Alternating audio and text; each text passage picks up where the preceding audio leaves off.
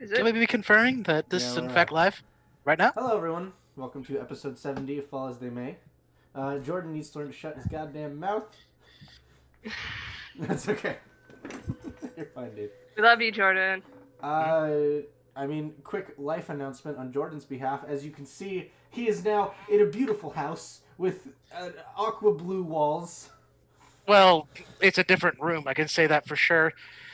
Problem one, I don't have any lamps in here, so for some reason it looks extremely harsh. That's because the only light I have here is this window, and you're just gonna have to deal with that for the And time if at being. any point Jordan starts fading out of view, the sun is setting, and he might just go completely black on his webcam, and that's okay.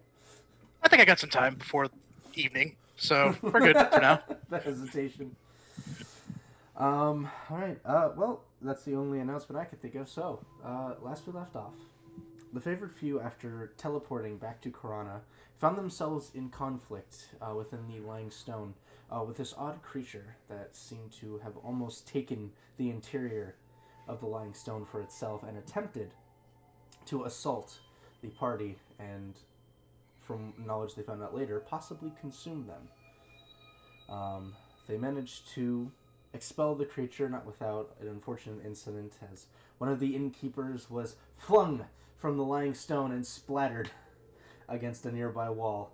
Luckily, with a quick enough revivify, he was brought back to life, and the party made their way to the Scholars District to try to locate some of their companions.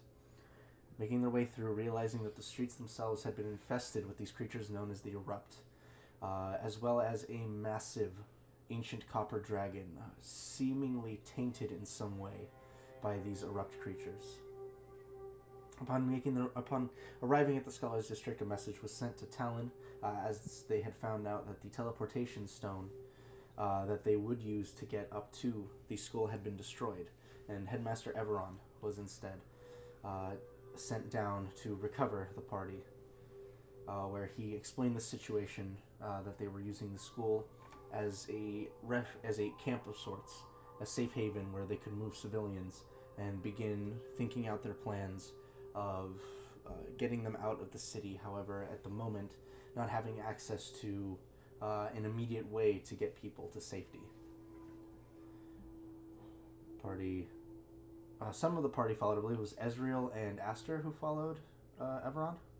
I followed, yeah.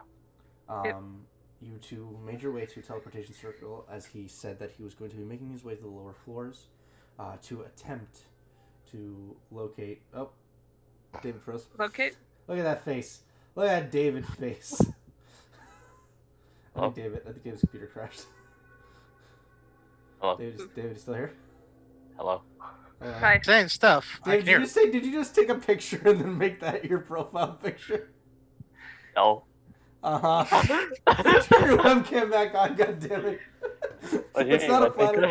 That is not a flattering photo of you either. Like, turn your webcam back on. What do you mean? You both made your way. God fucking damn it, David. You all teleported and made your way to the lower floors, and that is where we left off. So before we get to the lower floors, David will get back into frame. And he's sleeping. That's what's happening. He was laying down. You know what? Yeah. Respect the hustle. Just leave him be. Dayton and Goo, is there anything you guys want to do while you were still up in the in his office? What time of day is it roughly? Let me think. I'd say it's probably mid-afternoon, approaching evening. No, not yet. Well, I mean, before the game ended, I did happen to see Goo walk toward the window. I think I'll kind of join alongside him and kind of look down. So you look down and you see that you are an incredibly high distance above the ground. And just barely, kind of almost looking like ants, you see these teeny tiny little dots that seem to be moving around the area. So we're actually like up in the sky right now, yeah? That seems to be correct. Well, if we're up in the sky, like, how come the dragon hasn't found us? I mean, the thing could still fucking fly. I don't know, maybe it's just not trying to look up here. I mean, I figure that most of what it's looking for is on the ground. At least it's probably being instructed to look for things to consume on the ground. It's got, you know, Well, I mean, other of its kind. Well, I mean, if I'm right, if it's looking for magic or stuff, I think like a floating fortress would be kind of rife with it. I mean, I guess eventually it'll find its way here, but it probably has some ulterior motive.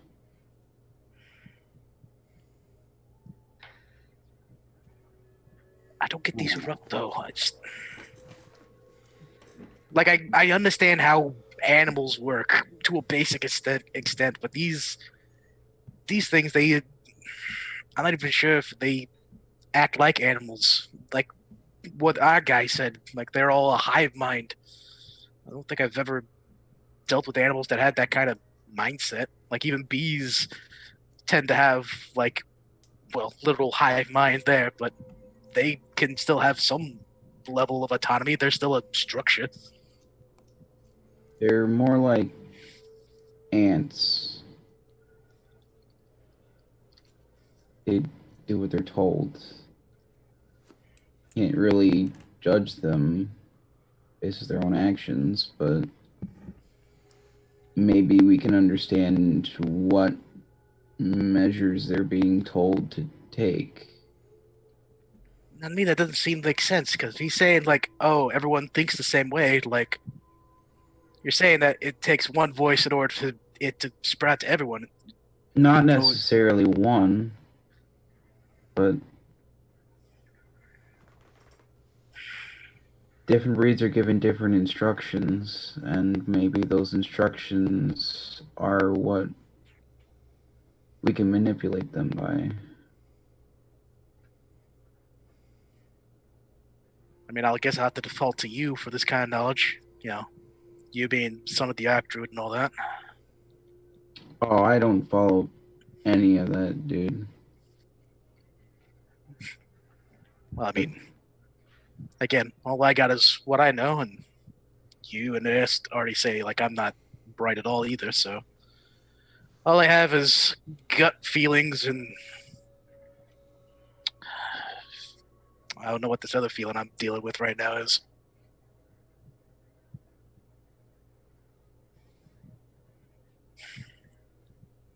After that, I'm gonna have Dayton pull away and I guess maybe take a look at if there's any books or anything like visible, like I can see a pattern or anything about this guy that we're dealing with right now.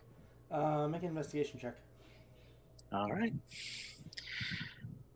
Other update: I do not have my dice set, so I'm going to be going solely off of Roll20. Ooh, that's not going to So- be poorly at all.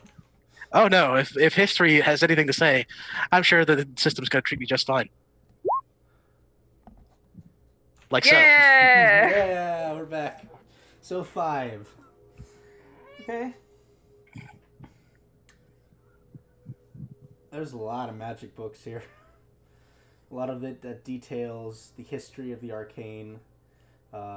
Some that just seem like novels that he might just be collecting. You can see that there's a bunch of little knickknacks up on the shelves. Nothing that's... you take him as probably... He's a nerdy type. Can I pull a knickknack and have a look at it a little bit closer? Yeah, sure. So as you reach up, you actually grab what looks to be a small figurine of what at first looks to be a humanoid. But as you look closer, you can actually tell that this one in particular is human. However, there's a hood that kind of comes up to about half the head. And on one side of it, you can see what almost looks like a carving of some sort of arcane symbol. Though at a first glance, it doesn't look like the figure itself is arcane in nature. It seems more decorative. Well, that's a fascinating looking tattoo. And with it being this small, the guy that has this did a lot of effort to it too. Huh. put it back. Okay. Anything else you guys want to do while you're up here? I have a very specific question. Sure. Is there a calendar in the room? A calendar? Yeah, more than likely, yeah. I mean, that's a question I didn't think I'd get. Yeah, he probably has a calendar. I don't know. That's always been fascinating to me about this world. Is everybody seems like they've lost track of time. Mm-hmm. I think it's a little nifty. Just Yeah. hey, what day is it now? Hey, what day is it now? What day is it now? Let me get the calendar out, and I will tell you. Let me get the timeline out just to make sure we have X number of days before the end of the world. That is exactly what I'm doing. Is I'm getting the timeline out so I can get you guys as close to the exact date as possible. Handouts, the calendar. Okay. Alrighty. Let's see. Celebration of Frost already passed.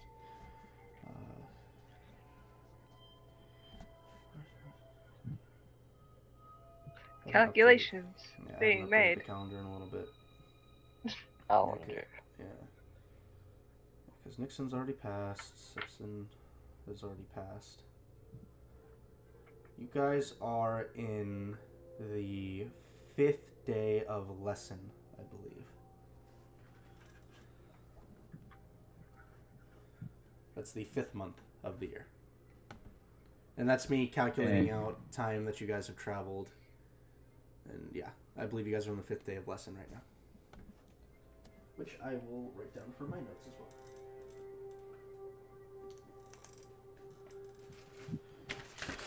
Okay, 5th lesson. Perfect. Alright. So yeah, you have an exact date now. Go. Cool. Is that all? For me, yes. Okay. Dayton, that's all for you? Just gonna keep kind of glancing around at his stuff? I guess, but I'll ultimately eventually stop at where they left and try to surmise how this is supposed to work. Okay. Alright, so the other two of you are teleported with a brief flash of energy. You both find yourselves in what appears to be a central hall. The place that you guys have never been before. This one almost looks like, for lack of a better term, not like a school hallway, more of like more of like just a place where hallways intersect.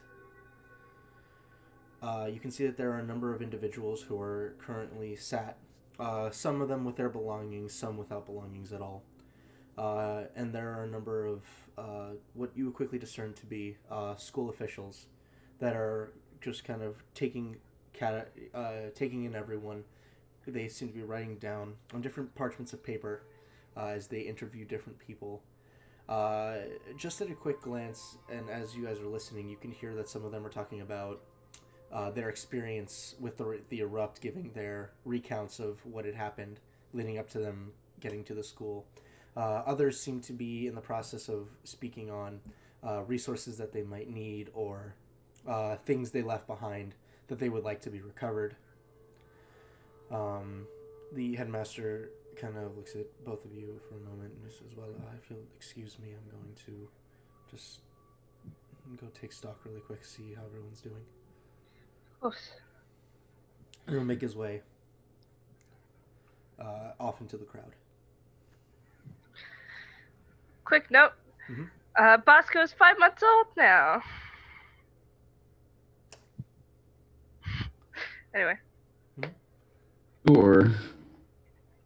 No, he's older than that. You guys got him a while ago. No, we got him. His birthday is the His birthday is Earth Day. first of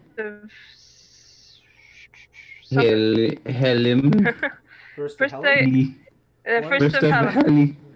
Halim. Yeah, no, so he's 6 months old. Okay, fair enough. Yeah, so he's 6 months old. Happy birthday. Yeah, because I was like 5 months old. I could have swore you got him a little earlier than that. We got him before Christmas. Yeah. Yeah, then we never celebrated Christmas. No. I mean, There's not just no really any- Jesus here. Alright. So while David gets back into webcam from laying down, what would you like to do? That's right. I'm gonna look around for injured folks, see if I see talent anywhere. Okay.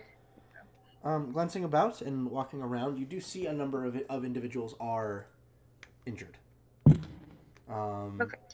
So you can either choose to individually heal them, or you can try to mass heal people. It's your call. Let me check out what spell slots I got.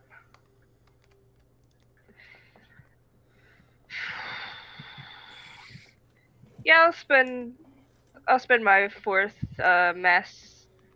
What is it? Mass. Healing word. Yes. Mass healing word? Spend all 3 of my force with that. Okay. So, Ezreal, you kind of grab onto your holy symbol for a moment in the middle of the crowd, in towards like the side of the crowd. And as you kind of hold and you concentrate for a moment, you utter your healing words, and as you're chanting, you can see a number of individuals' wounds heal up, as commoners don't have a lot of HP. Even your minimum roll would heal them to full. And as you're doing so, as you're saying these words, how many people can you target? With level 4, that'd be... Oh, that's a good question. Maybe I don't need to use all my 4th level spots. What? 6. So... Oh, just 6. Yeah, so with those 3 slots, you could heal the people that are injured. There's about 16 of them that are injured. Okay. That's So not bad. as you usher the words and finish casting your healing words out, you see a number of individuals kind of look over to you and smile and kind of give you a nod of thanks. Others, you can see a small family kind of comes over to you, and one of them extends a hand and kind of just takes yours into theirs and gives you a firm shake. Says, thank you very much. Oh, And you see you see like about 3 little kids run up to you. They look at you and go, wow, that was so cool. Can you teach me to do that? You need a connection with someone, but I can try and teach you that. Yeah, how do I do that? Do they fucking bolt when I try and teach them how to pray? Make a persuasion check. Jeez. You need to get a hookup with the deity. Sean walks in. How you doing there, buddy? Stan Sean here. 15. 15. They actually sit with you, and as you're instructing them, you see that there's just that childish giddiness of, oh, I'm gonna be able to do so many cool things, and they are paying attention, and they are, going through prayer with you. But there is that you, even with your eyes closed as you're like meditating, you can still feel that childish energy of, oh boy, oh boy, oh boy, oh boy, oh boy. Nice. You're gonna need to explain them that this is gonna take time. They're gonna need to do this every single day. That's part of my training. After like 15 minutes of being with them, you see one of them immediately starts kind of waving her hands around, trying to get something to happen. Yeah. It'll take a while. Mm-hmm. Do I have a Bible on me? I have like unnamed books on me. You see one of the smaller boys runs over to his mother and starts kind of doing the same motions and kind of rubs his hands together really, really fast and puts them on her leg. She's one of the people you've already healed, so she's completely healed up. Puts her on her leg and he goes, "You feel better, Mom?" And she goes, "Oh, yes, honey, that feels so much better." Yeah. And he looks at you happy and kind of like holds his fists up excitedly. Hulk Hogan promo. Say your prayers, dude. All right. Aster, what would you like to do from the void? Is it just injured people here, or is it... I mean, there's a number. Previously. This is Not one anymore. hallway. This is one hallway, and people are like, there are a lot of people here. I mean, it's not just injured, but it's more like a base place where they're just bringing in people they find. I guess I'll try and gather information on like what's been going on in the past like couple weeks. Okay, make an investigation check. Okay. And get back in your chair. I'm in my chair. And sit back up. 28. All right, reduced to 14 because you're not on camera. No, I'm joking. All right, 28. So you gather from the individuals that you talk to. Specifically, you're just looking for. Are you looking for anything specific, or you're just looking for general information of what's been going on? General information. Okay. So you learn that you learn that it was about a couple weeks back that the erupt attacks began happening. At first, it was a small group, about 5 or 6 of them, and the guard was pretty quick to dispatch them. It seemed like after those were dispatched, however, things became more rampant. As the days passed, more and more began showing up, and it got to the point that it eventually became too much for the guard to handle, and that's when the evacuation started. They had lost a number of the guard in Corona, as well as the military force that was sent over by the Empire in that time. And one person that you talk to says that she roughly remembers someone talking about there have been somewhere in the range of 3 to 3,500 casualties over the course of the attacks. Although you also start to surmise perhaps that number might be a little bit exaggerated. That's the general information that you get about this. People recount when the dragon came, how they were instructed to keep shelter in their houses, but a few days after that order was put out, those shadow erupt showed up and made it so not even houses were safe anymore.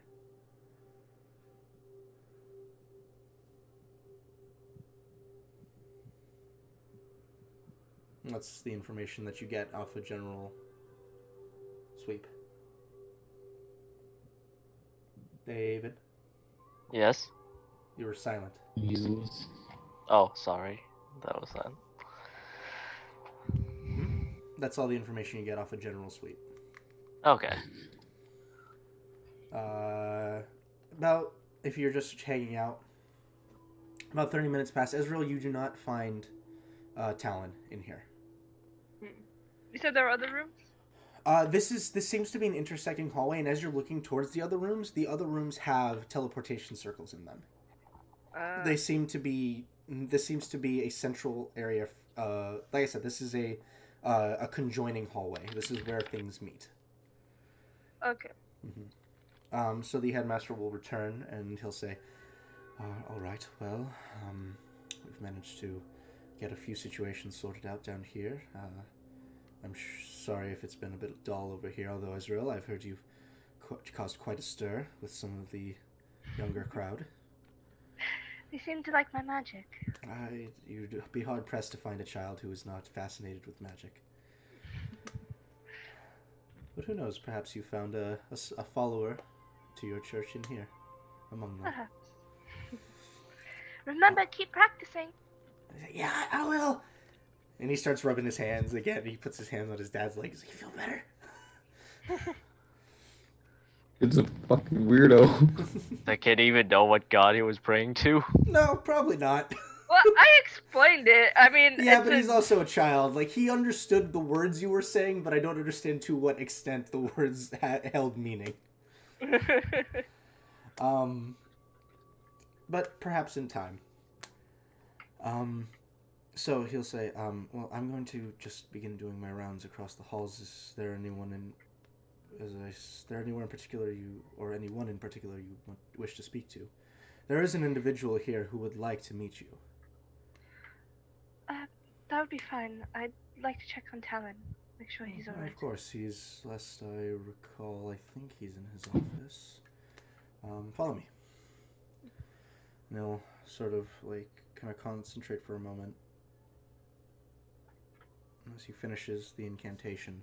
You guys will find yourselves in front of Talon's classroom. You've been here. Some of you have been here before. Though for a lot of you, you just see a very beautiful door emblazoned with his name at the front. And as you open the door, you can see that Talon, robe off, and a number of different bandages covering his body.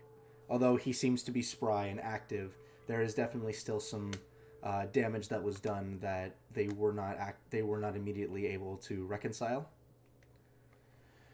As he kind of rubs his shoulder for a moment and leans down and starts kind of picking up a series of books. He looks over at you all and kind of greets you with a smile and says, Hey guys! Are you feeling better? Better. It's still a little pain, but I'll sleep it off. Don't worry about it. Sit. Let me handle that. I'm fine, Ezreal. I'm fine. I'm glad you guys couldn't make it. Where are the others? Yeah. So what Up to comes date. out of that? Oh, okay.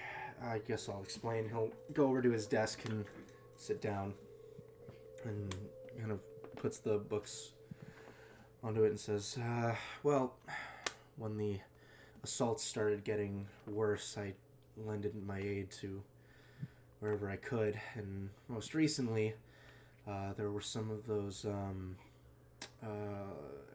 house things, that assaulted a couple of people nearby, and I tried to help them out, and let's just say it's a lot to bite off when you're the only one against one of those things. I may have done one too many houses. I'm lucky some of the military came by and got me out of there. But Be careful, alright? hey, look, I'm one guy. If I can save others in the process, then it is what it is, but I don't know. I guess I'm better alive than dead, huh? Of course. Why wouldn't you be? And what about you guys? Save everyone if you're dead. And what about you guys? Any issues when you came into town? Besides those house lurker things, whatever they are? Not besides. That was a big infestation in the tavern. Well, I mean, I'm glad you guys made it here in one piece. You look a little bit banged up, but nothing too bad that I'm sure you haven't seen before. Right. We're okay. We just Good. wanted to make sure you were doing right. You didn't sound so great on the Oh, I was in. When you contacted me, I'd pretty much just been pulled out. So I wasn't in the best of shapes.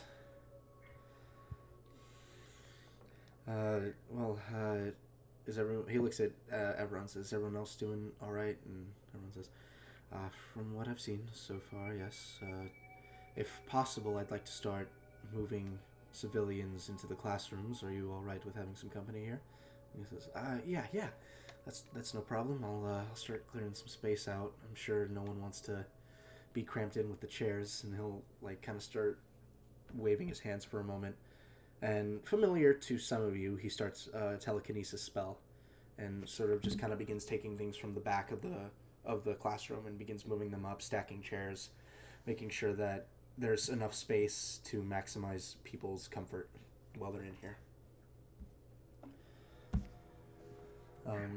He looks back and says, well, was that all you wanted to see him about, Ezreal, or would you like to? Well, while I'm here, I'll cast Cure Wounds on him. Alright, so as he's concentrating, you come up and put your hand on his shoulder, where you can see there is still a bandage. He kind of winces a little bit, and as you finish casting it, go ahead and roll. Oh yeah. He actually has HP compared to I forgot commoners. about that fact. Yeah, he actually has a good amount of hit points. The character that has levels has HP? Who would have thought? Wow. It's not like Ezreal, who doesn't have... I gotta actually think about what spell I want to cast, or what slot. Yeah. I mean, Ezreal. he's not an adventurer like you guys, but he's definitely more battle seasoned or more battle hardened than most. Fuck, I only have one option. Or you gotta just use the... No, you're UCO, right? That's 30 HP, Yeah. alright. Yeah, that's enough to bring him back to full. I was gonna say, what do you mean only one option? Did you burn through all your first levels? Well, no, but I didn't want to give a dinky little fucking first level. So as you place your hand on his shoulder and you heal him, he winces, and as the pain goes away, he chuckles. He goes, "Thank you. He didn't need to. I could have just slipped it off. There's other people who need it more." Don't worry, I've still got some magic left in me. He'll immediately he'll kind of pull back one of the shoulder bandages that he has, and he goes, "All right, cool, that's gone now." And he'll just kind of start removing the bandages from himself. And you see there's some points where the adhesive that they use to keep the bandages on have gotten stuck to his skin, and it's those moments where you have to be like, okay, 1, 2, 3, all right, yep. And he just begins kind of getting redressed, taking the unnecessary bandages off, and continues preparing his classroom. Be careful, all right? No promises. Just don't get yourself killed. That I can hopefully do a lot better. As you guys... So I can hope for. Yeah. As you guys conclude your business here, the headmaster moves his fingers for a moment and teleports, and you guys find yourself in the school's mess hall, where you can see that a number of unseen servants are carrying various boxes that seem to have medical equipment, food, water, and are in the process of dispensing them out to different people. As you're in here, you see the headmaster looks around for a moment, and he says, "If you'll wait here for a moment, I'll be right back." And he heads off. About 5 minutes pass, and you watch as he is accompanied by another individual. This one is in rather fine, regal robes, arms kind of behind his back, but you can still make out just faintly he has about 3 or 4 rings that adorn his finger. The individual looks human at first until you kind of see a bit of the longer hair kind of flow back for a moment, and you see pointed elven ears. His eyes are these very, very beautiful, crystalline, almost white. As he approaches you, there is a bit of wear to his face, so he is in his older years, even as a half elf. He comes over and looks at you and says, "These the individuals that were helping our city, Everon?" Yes. Ezreal, Aster, I'd like to introduce you to Sovereign Greymane. And Sovereign, these are Ezreal and Aster of the Favored Few, very close companions of mine and rather capable heroes. And the Sovereign extends his hand with a very warm and welcoming smile. Says, "It's a pleasure to meet both of you, and my apologies that this meeting did not come sooner. I'm sure you understand with the events that have been going on, it's been quite difficult for me to make any sort of appearance." Do I know this guy? Do I recognize him at all? No. You have never met Sovereign Greymane before, ever. Okay, 'cause he sounds like he's talking like we should know him. No, that's why he's like, that's why we're getting introduced to him. Well, I mean, I know about him. He sounds like he's talking important. I mean, Anyway. he is a sovereign. Yeah. But We've never even heard of this guy? make a knowledge check. Make a knowledge history check. That's a 4. That's a 4. You've never heard of this guy before. You've never really been to the cities in your lifetime. Like, this is the most you've been in a city. In a true city for a long time. And he says, if you would not mind, I would like a conversation, if that is all right. I don't see any problem in that. I was By all means. told you had other companions with you. Is there any way? He looks at the headmaster. Is there any way that we can get them down here as well? I look over at Ezreal. And everyone says, yes, Sovereign, I can go fetch them. I'll just be a moment." And he'll make his way back over to the teleportation circle. Thank you, Everon. Damn it, I wanted her to use It doesn't seem to be working. Ezreal, can you send him? No. So you guys will be led over to a table where the sovereign sits with you all and basically just waits for the rest of your companions. The rest of you, Dayton and Goo, watches. There is a flash of energy. Everyone While comes I in. was looking at where they Mhm. disappeared. Mhm. Okay. Everyone comes in and says, your presence has been requested. That's unique. Anyone that we know? I don't believe you. Probably not. I don't believe either of you ever met the sovereign. Sounds important. All right, fair enough. Well, please Um, follow me. Valak will accompany. Quick wave, and you guys find yourselves in the same mess hall that you'd been in before, where you can see different unseen servants handing out various things to people around. And you are led over to the table where the sovereign is sat with Ezreal and Aster. As you sit across from him, you can see the weathered features to his older half-elven stature, the crystalline, almost white eyes to his long black and gray hair that goes a bit past the chin. As he kind of greets you both warmly with a smile and holds his hand out, he says, "It's a pleasure to meet both of you. I am Sovereign Greymane." it's Savin Greymane. Pleasure to meet you. Dayton Swan. Dayton And Swan, don't pleasure. don't mind me. I'm gonna pluck on this real quick. If you could possibly hold off, just this is a matter of importance. All right, I can hold off for a little bit. And you, sir? Morton Atron. Morton Atron. Pleasure. Pleasure. I've heard quite a lot of things about you all. The headmaster spares no expense telling me about the deeds you have done across the continent, as well as your part in granting us these new allies within the Sanguine Empire, which is, I will say, very, very welcomed. With the recent attacks on our town, on our city, things have, I'm sure you can see, have taken a turn for the worse. But without the military's help, I feel like we would have suffered a lot more turmoil. And as the same courtesy I said to your other friends, I would like to apologize that this meeting is so late. I had wanted to meet you quite some time back, but with the issues that have been arising, I have not had any sort of methods of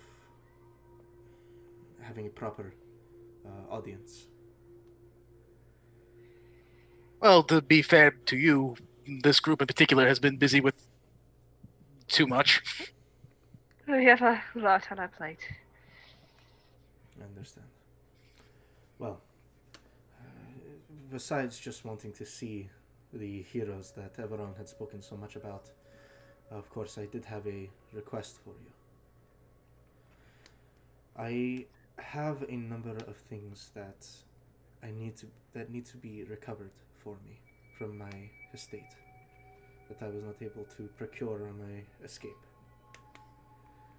These items are very sensitive as they link back to my lineage and are irreplaceable, and I realize in such a state this is an odd request.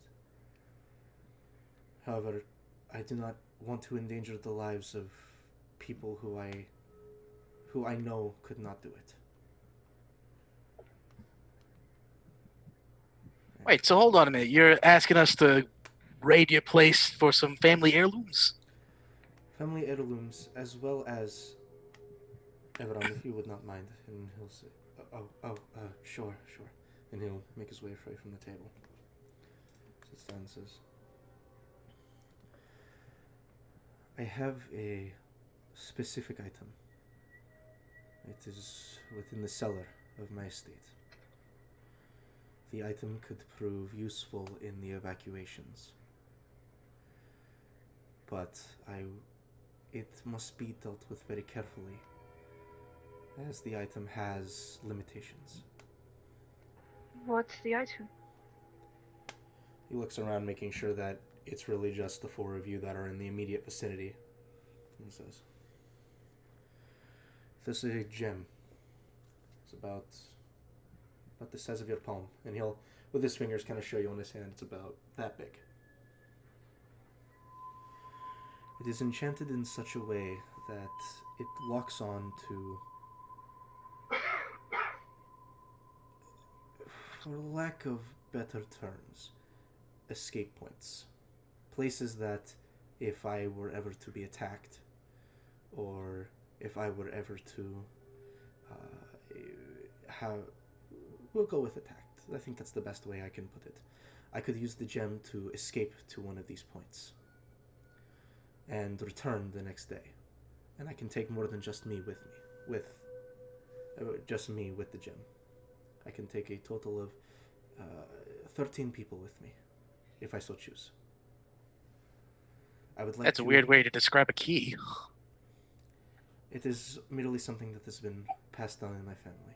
I am not sure if the points are still currently active, as with these erupt attacks, they might be unsafe, but I have not been able to have any sort of scries or any confirmation that they are still safe. I'd like to insight check this guy. Make an insight check.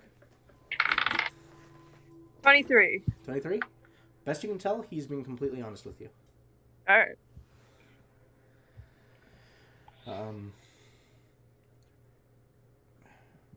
That is the main priority. The heirlooms come second, but I would still like to have them, as again they are irreplaceable.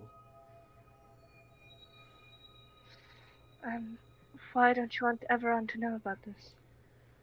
It is not that I do not trust him. He's a good friend of mine, but the less people that know what it is, and the less word that might accidentally get out, the better. I only tell you this because I trust that you would be willing to help the people here, and you would not be in the immediate vicinity to speak on it. I can respect that.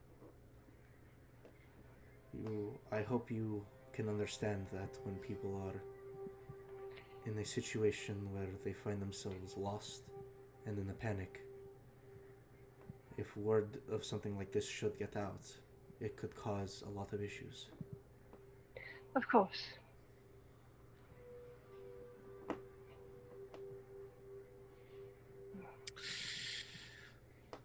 Well, I mean, easy peasy. Storm a house, grab some relics, find a key, and get out. Doesn't sound too complicated to me. I would hope so. That is my hope.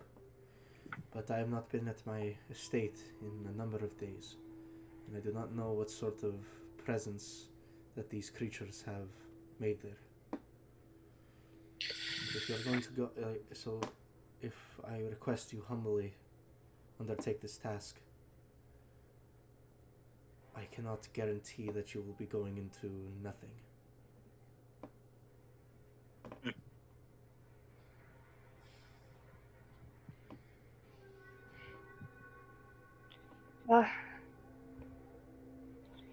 We've handled worse, right?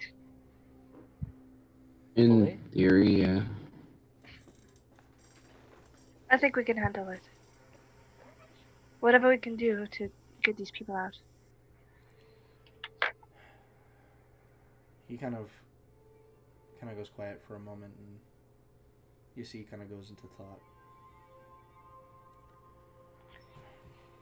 I apologize. I wish I could do more. I just want to make sure that my people are safe. If it helps at all, a few things to know.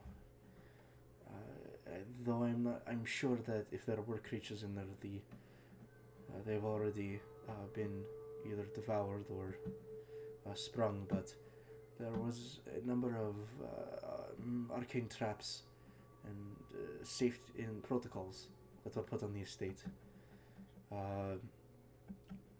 From the information that I have received, these creatures seem to almost, or at least some of these creatures seem to almost be able to absorb arcane forms of magic. And if that is the case, then I'm not entirely certain that the wards are still in place. If they are, however, I exercise extreme caution, as if you're unprepared for it, they can pack quite a punch. Well, I'm afraid I got some bad news, buddy. If you happen to get one of them house eaters or things that take over the place, you're very much right. I cast a spell to be able to make that big guy go a little bit faster. Pretty high on my end. It was eaten even before a minute passed. So if you're saying this thing is strong, like, there's a good chance it'll still be there, but Mhm. if it's been a couple of days, I'm not going to be guaranteeing that they're going to be there for saving our bacon. I understand. Another thing, just a location of one specific heirloom, if you are only to recover one. As I said, if it is dangerous, I would much rather you not risk your lives to try to get more than what the primary gem is. Um, there is my bedroom on the 4th floor of the estate.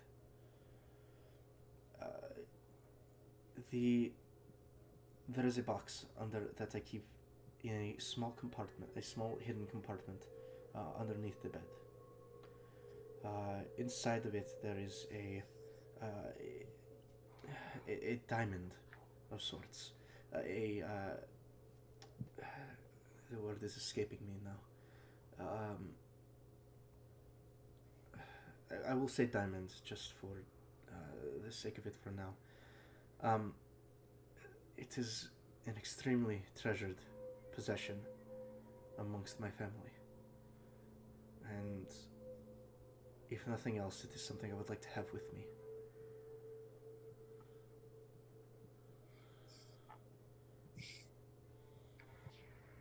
Well, I've heard of weirder family heirlooms than a diamond, but yeah. At the bottom of clearing the place out and hoping we get the fuck out. You do Sounds not good to have me. to. I understand. You do not have to. I'm not expecting you to clear my estate completely. If you have to fight, I would prefer it if you get out with the minimal amount of conflict as possible. At this point, I have all but accepted that my estate is not going to be recovered. So it is not. My concern is not my ability to go back to my home. My concern is getting my people to safety. Admirable. Of course.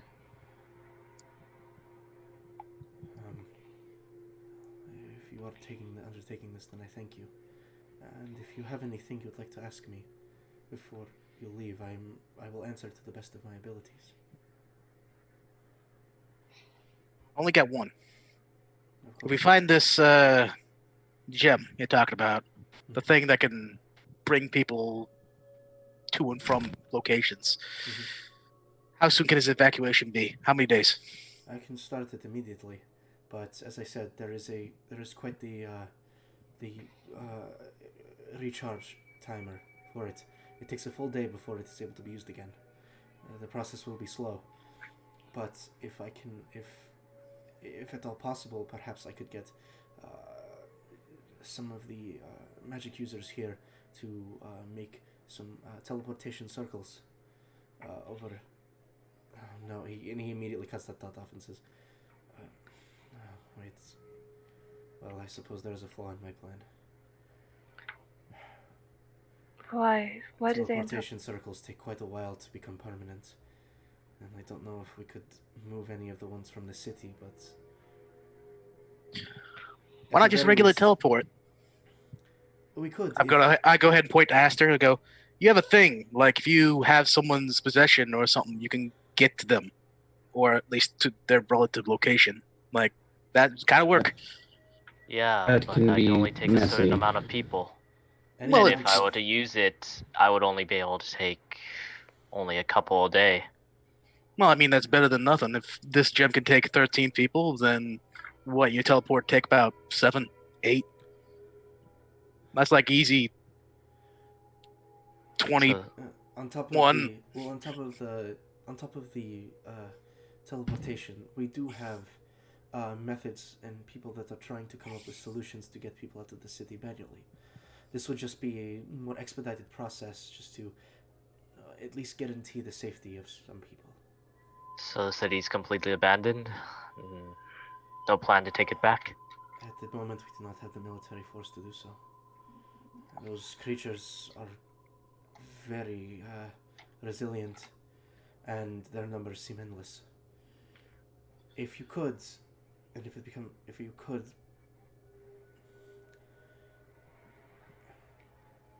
the dragon is a big concern right now.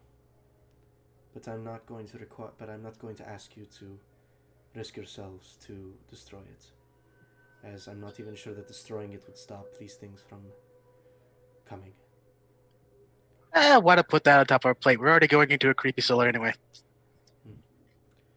I agree. My primary concern for all of you is just to get the gem back to me.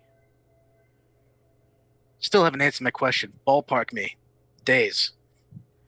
Weeks. Like I said, we can A start month. Like I said, we can start immediately, but with the limitations of it, it would take quite a while for me to evacuate everybody. I can't give you an exact time frame. That's why I'm saying. And that's not even guaranteeing that the points that I am thinking of are safe. To my knowledge, they are still safe. But if they are not, then we'll have to come up with something else. Where does the crystal take you? Let me get my map out really quick, so I'll give you guys exact points. Hooray!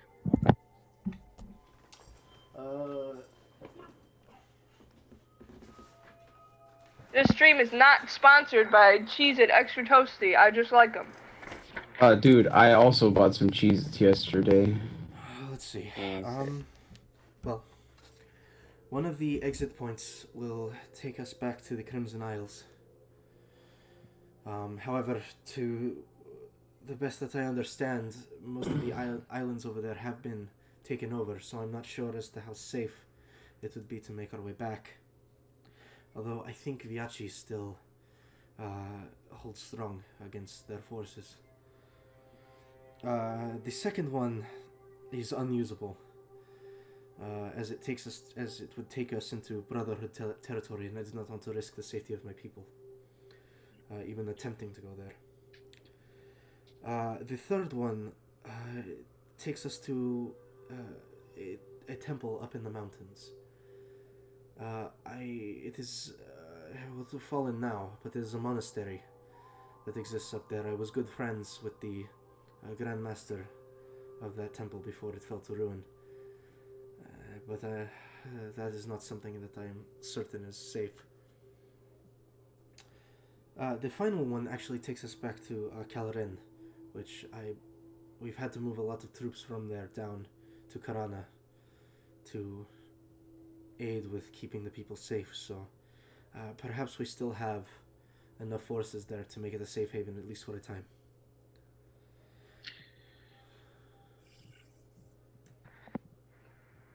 Weird question.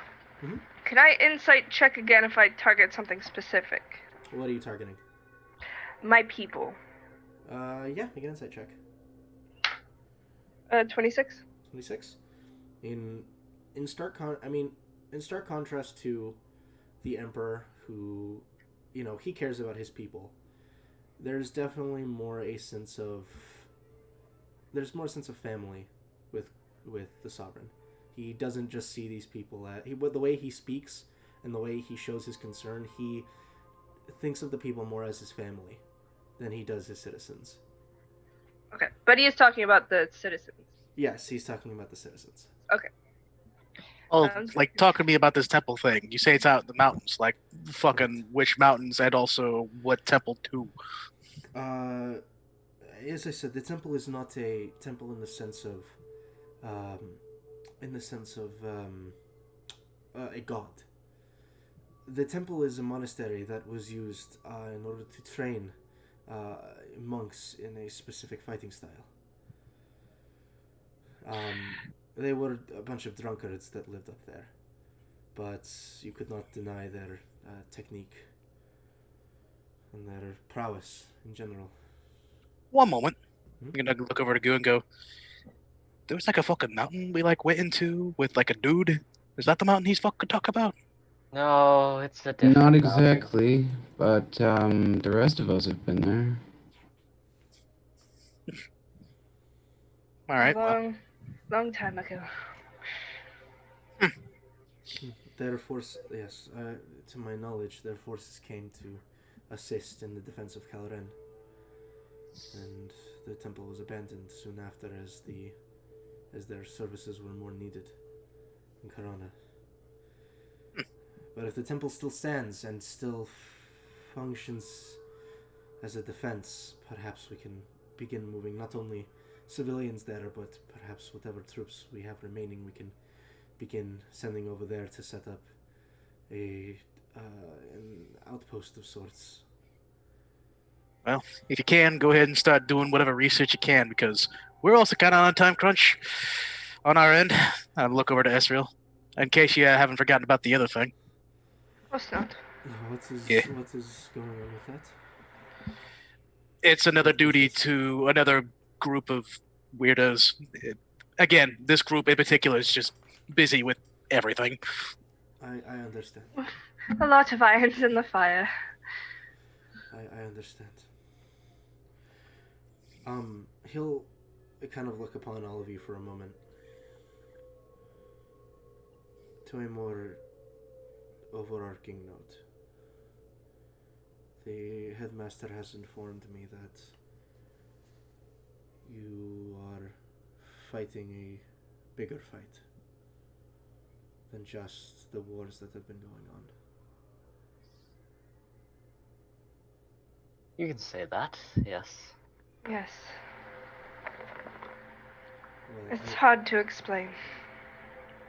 he has explained what he could to me with what has been going on in the world, and this Lord Tremor individual. Now, the name itself is perplexing to me for a number of reasons.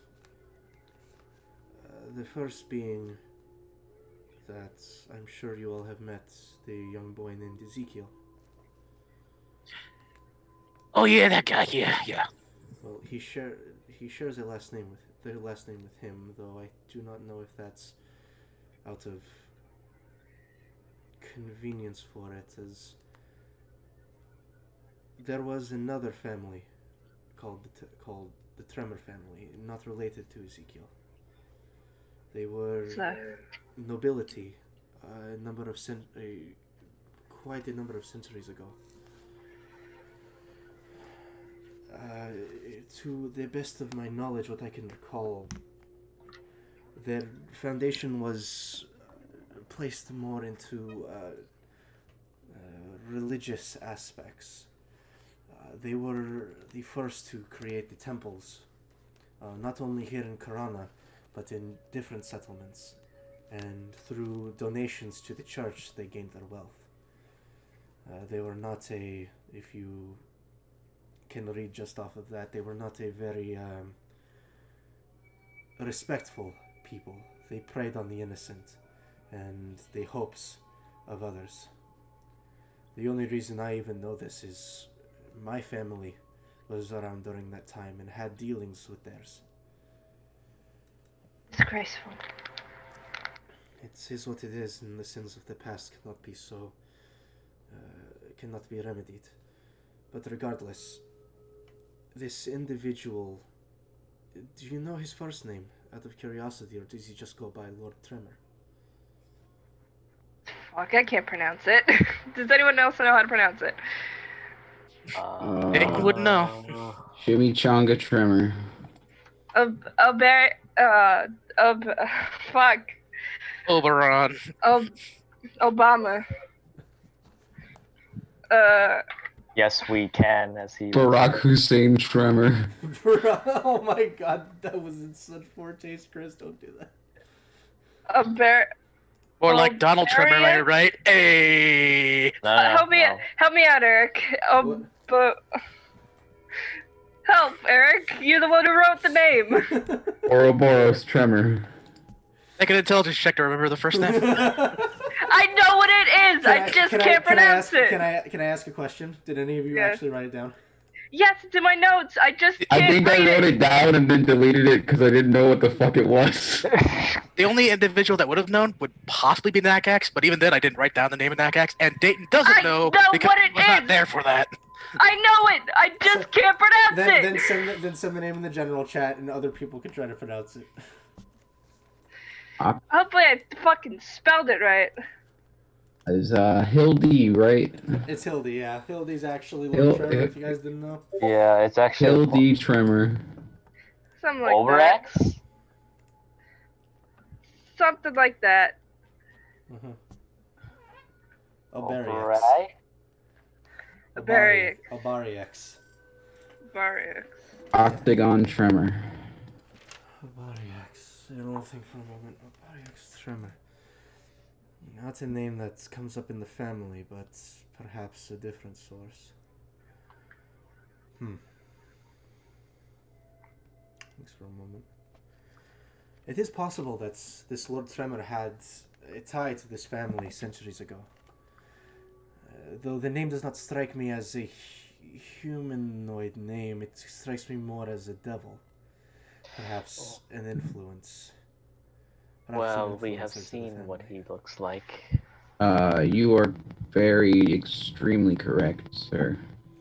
Then perhaps he has a longer history with this world than we thought. If he was around that long ago, perhaps the name Tremor merely comes from association with the family.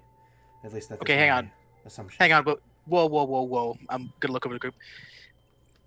I was told this was like a leader, like I expected like just human fucking big head, whatever. I was not told nothing about no demon details here. Well, you even surprised at this point. I mean, I shouldn't be, but every single time something new comes up, my head practically explodes. You get used to it at this point. Nick, you'd be surprised that it does not happen. Give it another month or two.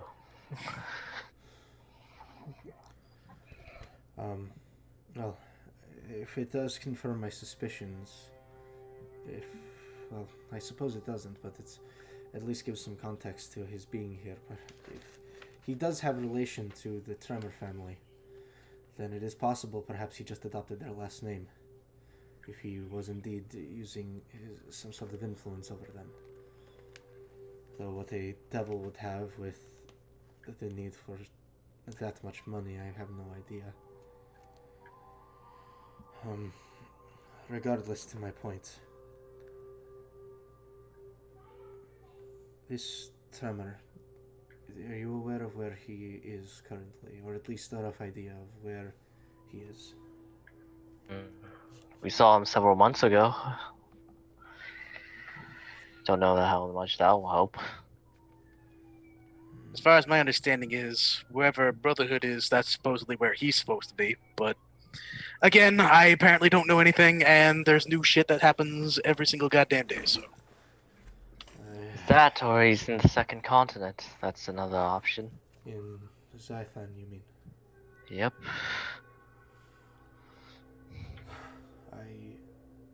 I knew of its existence, but I did not actually think anybody would be powerful enough or foolish enough to try to make any sort of residence there. The continent, I mean, have you been to there, out of curiosity? Yes. That's a yes. So then you understand how much of an unhospitable wasteland it is. Oh yeah, no, we saw the floating white orb things doing the fucking bullshit. Yeah. Very, very much so. Zythan itself is a grounds of untempered chaos. It's the abominations that it spawns seem sporadic, and there are a lot of powerful entities that try to stake their claim there and try to utilize the unrestricted magic that exists there. If that is indeed where he is, then I have no doubts in my mind that that is exactly what he is trying to do. Like others who came before him.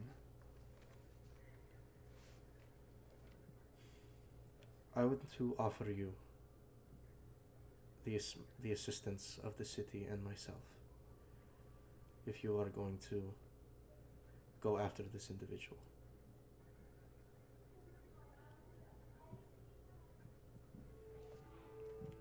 Making a trek like that would be dangerous, to say the least, without immediate means of getting there. Well, we do need all the help we can get. And even more crucial, I ask that you please recover that heirloom for me. It can be a great help in the fight against Tremor when you eventually decide to take him on. Of course.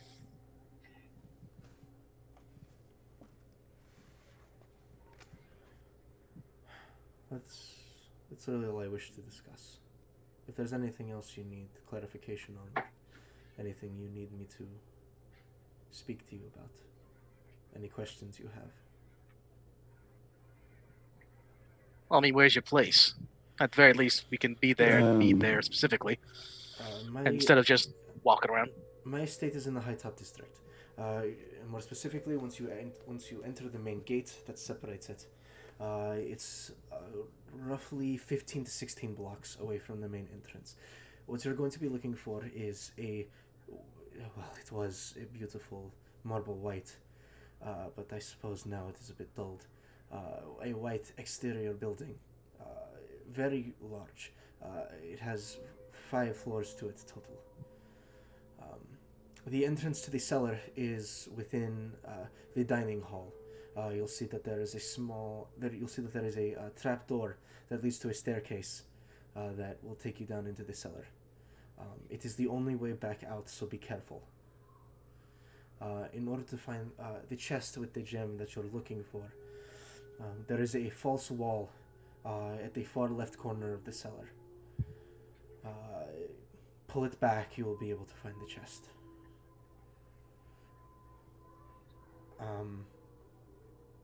There is an arcane trap both on the chest itself and on the false wall that you would have to pull back. If it has not been disarmed yet, be very careful. It can be rather tricky to see, as when I had them implemented, I made sure that they were as subtle as they could be.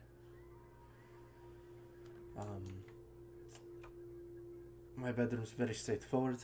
There are several staircases you can use to reach the 4th floor. My room is the one to the far right of the floor, and it is the largest room on that floor. Once again, be cautious, as some of the halls that lead there are trapped. The only people who could make their way through it safely were my employees. And me, of course. As I said, the chest is underneath my bed. There is a hidden compartment that you can access. Once again, there is another trap on that, so be very careful. Once you get the chest, it is not that large. It is about this big. Very easy to carry, and very obvious as well. Very hard to misplace. There are several other heirlooms scattered through the house. There is 2 in the library on the 2nd floor that are figurines carved to my ancestors going 5 generations back that I would like recovered if you could. There is a set of robes that are located on the 3rd floor within a glass container. They belong to our first in our noble bloodline. They are very delicate and, once again, irreplaceable. So if you can recover those, I would like to keep those in my family, if possible. The final set is in the kitchen on the 1st floor. There is a set of beautiful platinum glasses that have been handed down in my family, once again, since our first generation of nobility. They are engraved with the names of with the name of the Greymane family, as well as at the bottoms of it are the wedding bands of the first married Greymane family. And if possible, I would like those recovered as well. But again, the main priority is the gem, and if you can recover the diamond from my bedroom, that would be most helpful to our endeavors. The others come second, though. If you can get to them, I'd be most grateful. We'll do our best. What floor was the ancestor figurines on again? That would be in the library. On the Library. second floor. So library, kitchen, bedroom. Is that it? Library, missed it. kitchen, bedroom. Library, kitchen, bedroom, and then there's the library. I have to go over my. Yeah, library is the figurines. Kitchen is the glasses. Bedroom is the gem, and then on the third floor, there is the set of robes. That's also in a bedroom. Yeah. Uh-huh. Yeah. All building. What kind of entrances do you have at the place? One through the roof, one front door, obviously. Anything in the back, that kind of thing? The roof is an entrance. There are two other entrances. One towards the side of the house, and that will take you into the main dining area, and one towards the back of the house, which will take you into into one set of the guest quarters. Oh no, sorry, not the guest quarters. The servants' quarters.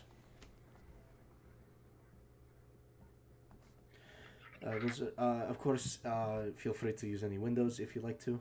Like I said, I am not concerned with. I'm not really concerned with if it becomes more damaged than it already is, as I'm not even certain I'll be able to return home.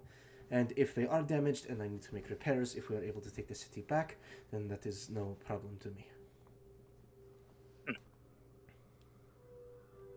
Other than the ward guarding the gem in the cellar,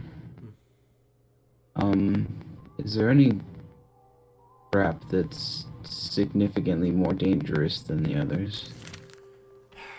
Okay, let me think. Those are the most prominent ones. They have a special sort of trap laid on them that, should anyone proc them, it could very much lead to one's death.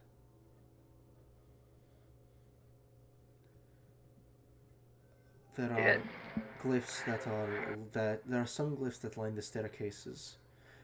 However, those are fairly easy to see. And even should they go off, to people such as yourself, who seem much hardier than the common man, and even the most seasoned veterans in our guard, I'm sure that it will hurt, but it will not be as detrimental to you as it would be for someone else. And again, the only reason I don't mention them straight out is because they are a bit more obvious. It's just the others that you have to be very careful of.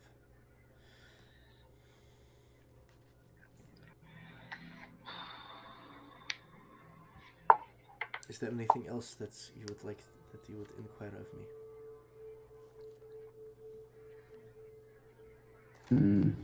I'm good. Nothing I can think of. Very well. If you are to make it there, please, just with the utmost of care and caution. If you find yourselves being overwhelmed, I do not want you to risk your lives.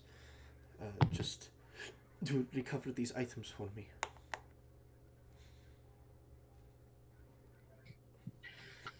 So, boys and gals, are we having a rest, or are we just going there right now? I need a rest. I have no spell slots left. You guys should probably take a rest before you take off. Okay, boys and gals, let's take a rest. Gives us time to Alright. plan Early stuff too. sleeping.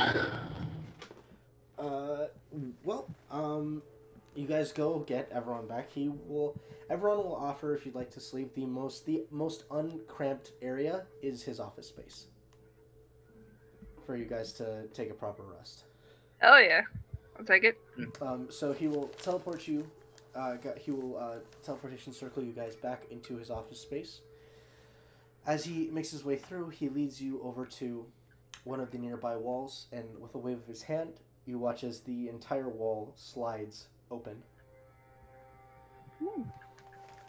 revealing the open sky, and he will motion for you all to step in. We actually stepping out into the. Should I bring Hornet? I'm not sure that a horse would be comfortable with the method. Well, I can guarantee you the horse is not necessarily going to be comfortable staying inside for much longer than he already has been. Frankly, I'm surprised he's actually been well behaved. I think he might be eyeing your books a little bit. So, I can procure some food for him if he's hungry. I can also take him back outside, though I don't know if you would like a dead horse. obviously not. I'll clear a bigger space for him so he can sleep. But after you. Sure.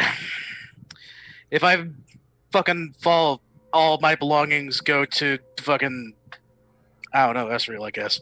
And I'll walk toward the sky. Alright, so as you walk out, you put your foot forward and you begin to fall for just a moment before you are caught by a cloud. A very solid cloud that extends out and actually almost wraps around your body like a bed. Is Dayton visible when he falls a little bit? Yeah, a little bit. Yeah, he's visible. Okay. Yeah, there's definitely a visual moment of. Because I've jumped off very, very large things before, and I'm ready to go. All right, so you go ahead and you jump forward, and as you do so, you fall for a moment before you are caught by a cloud that wraps itself around you like a very, very soft bed. Well, I guess it's my turn, and I'll jump off. Jump off, caught. Same method for all of you guys. Bed. And you are left to rest. Go ahead and everybody recover your spell slots. I would also like to do what was it called? Where is it? I don't know where Find is it? familiar. Find familiar ritual. Yeah. All right. So you do your find familiar ritual, and you guys all watch as with a gout of flame from a brass brazier, you watch as the little bird Ravioli pops his little legs up on the side of the brazier.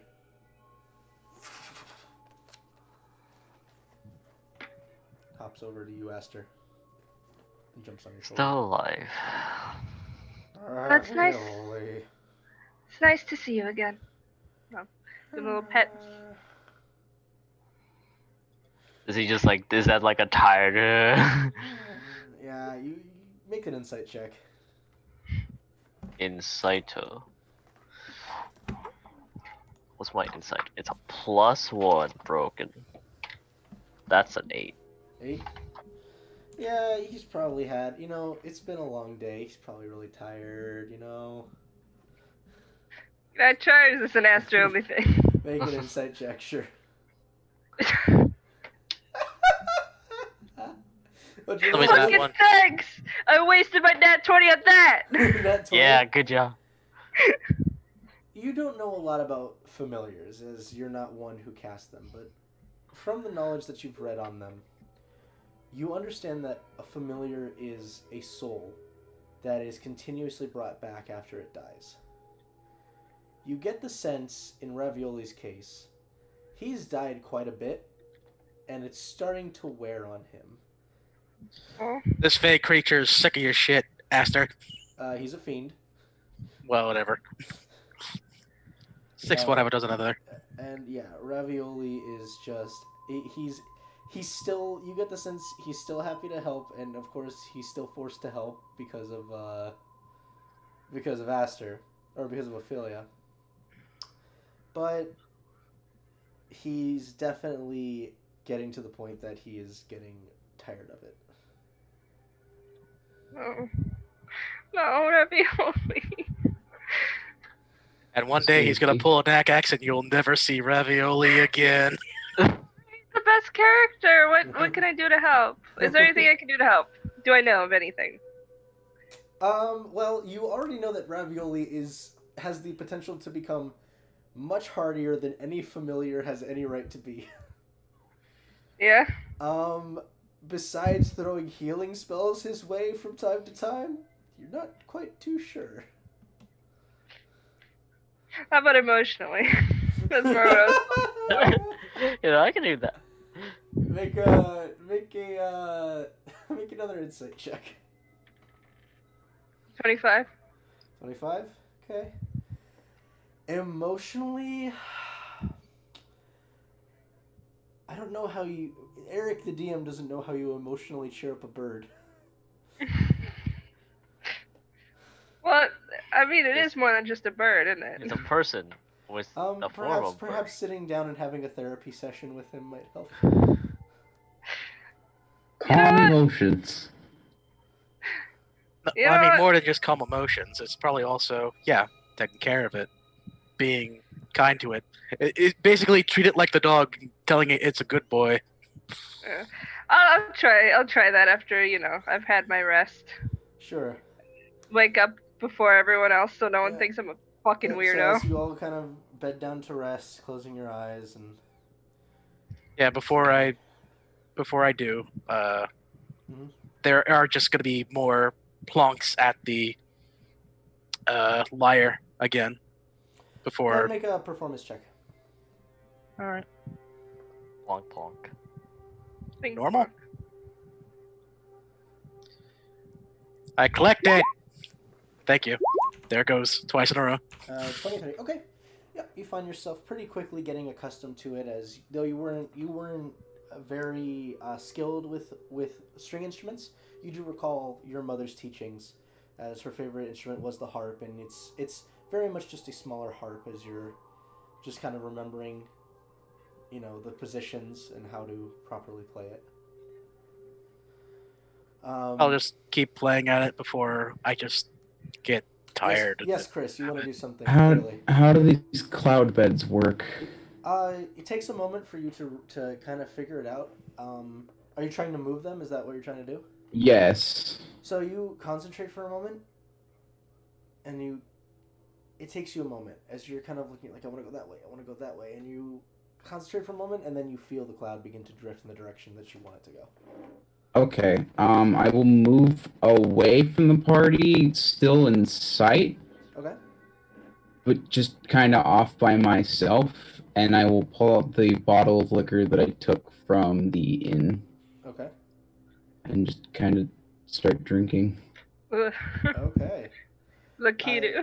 I don't need you to roll for Constitution because you are literally incapable of getting drunk. Yes. So what's the point of drinking? Yeah. Unless you're a drunken monk. So you take so tasting it, it is definitely a rather tart drink. It lingers on... Grab just the strongest thing I could. It lingers on the tongue a bit longer than you think it should. But there's also quite a bit of fruitiness to it. It's not a harsh drink. It's very smooth.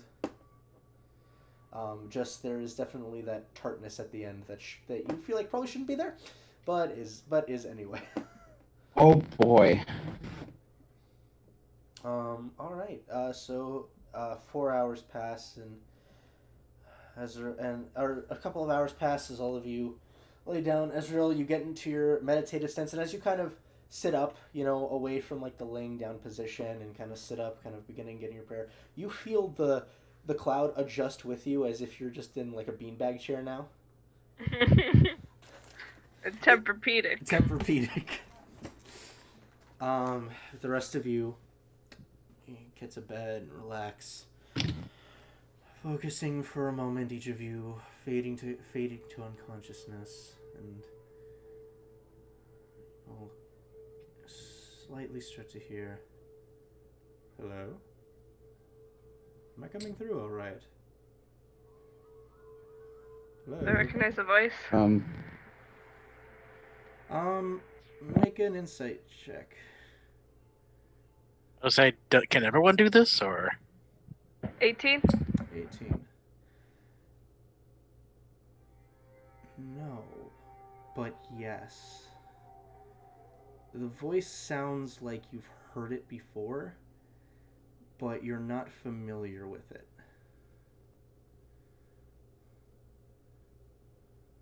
And all of you, while still unconscious, find yourselves in what appears to be this rather, for lack of a better term, harsh-looking room. You can see that there are a number of various spikes that jut out from the walls. The air in here is thick, making it difficult to breathe.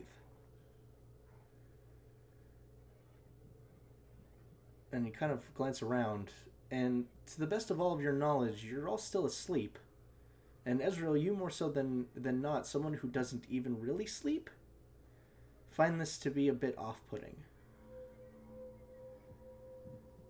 Is this one of those dreams everyone keeps telling me about? I think so.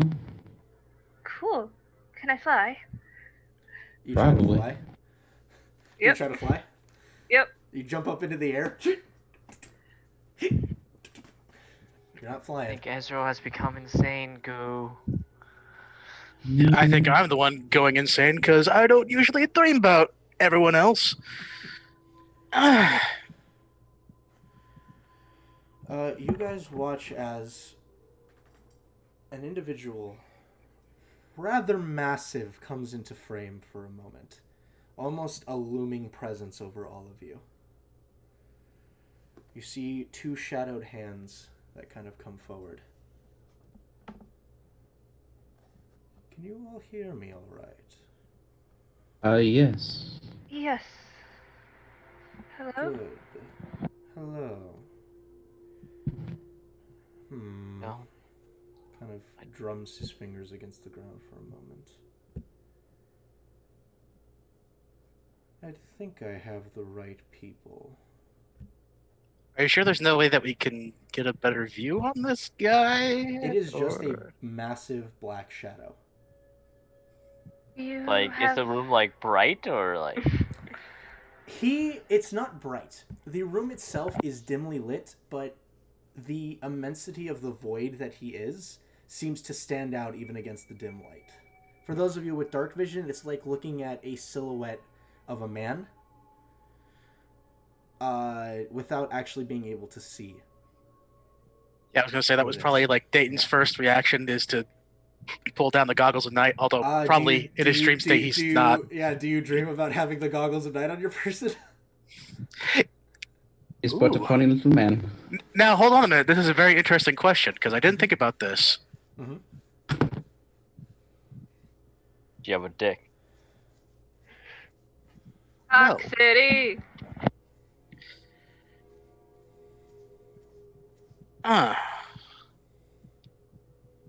What's going on? I'm trying to think like what Daytona would think about while asleep and thinking that she's safe.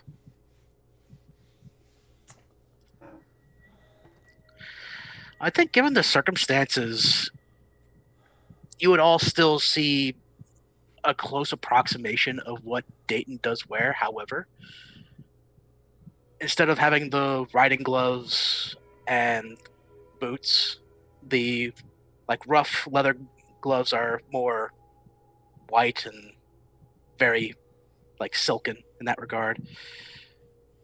The footwear is not boots, but it is still simple and flat and easy. But the chest seems a little bit more pronounced, but not quite as much. I think that's about the best descriptor I can kind of give for the moment. So for a lot of you, as this man is like leaning forward, so it's definitely not someone you've met. The voice just sounds like it. You get the sense, because I'm going off of passive insight for some of you.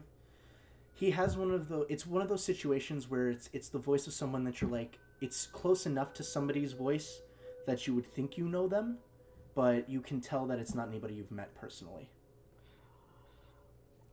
Okay, so who are you exactly, Dream Do you Man? have need of us? I have a message for you. Oh, great. Well, that's not ominous at all. Yes. The message is that you should probably stop what you're doing. Is this address from Lord Tremor? No. No, I Ooh, do now not that's a answer. surprise. I do not answer to him. Then who do you answer to? Well, my master goes by many names, none of which I am allowed to give. But he is aware of your presence. And he does not like what you are undertaking. And he demands your cooperation, and that you cease any actions that you are pursuing in this time. Well, unless you have a name and a contract that can go ahead and be binding in this regard, I can safely say go fuck yourself. You need a contract. That can be arranged. What is it you would like in return for the ceasement of your actions? Not exactly what I was expecting, but we're getting somewhere. But you have one of the two things I just said. The name. I am not at liberty to give his name. Well, then you can go fuck yourself. I told you there are two things involved here. Aiden, calm down. Let's play along. What would happen to us if we didn't listen? Well, your inevitable demise, of course. Oh, what else is new? No. Let's make this a bit more clear. My master requests, well, he demands, but I will say requests if it puts your little minds at ease, that you allow the events to transpire as they will and cease to play a hand in them, and in exchange your lives will be spared. Interesting proposal. Sounds like a threat.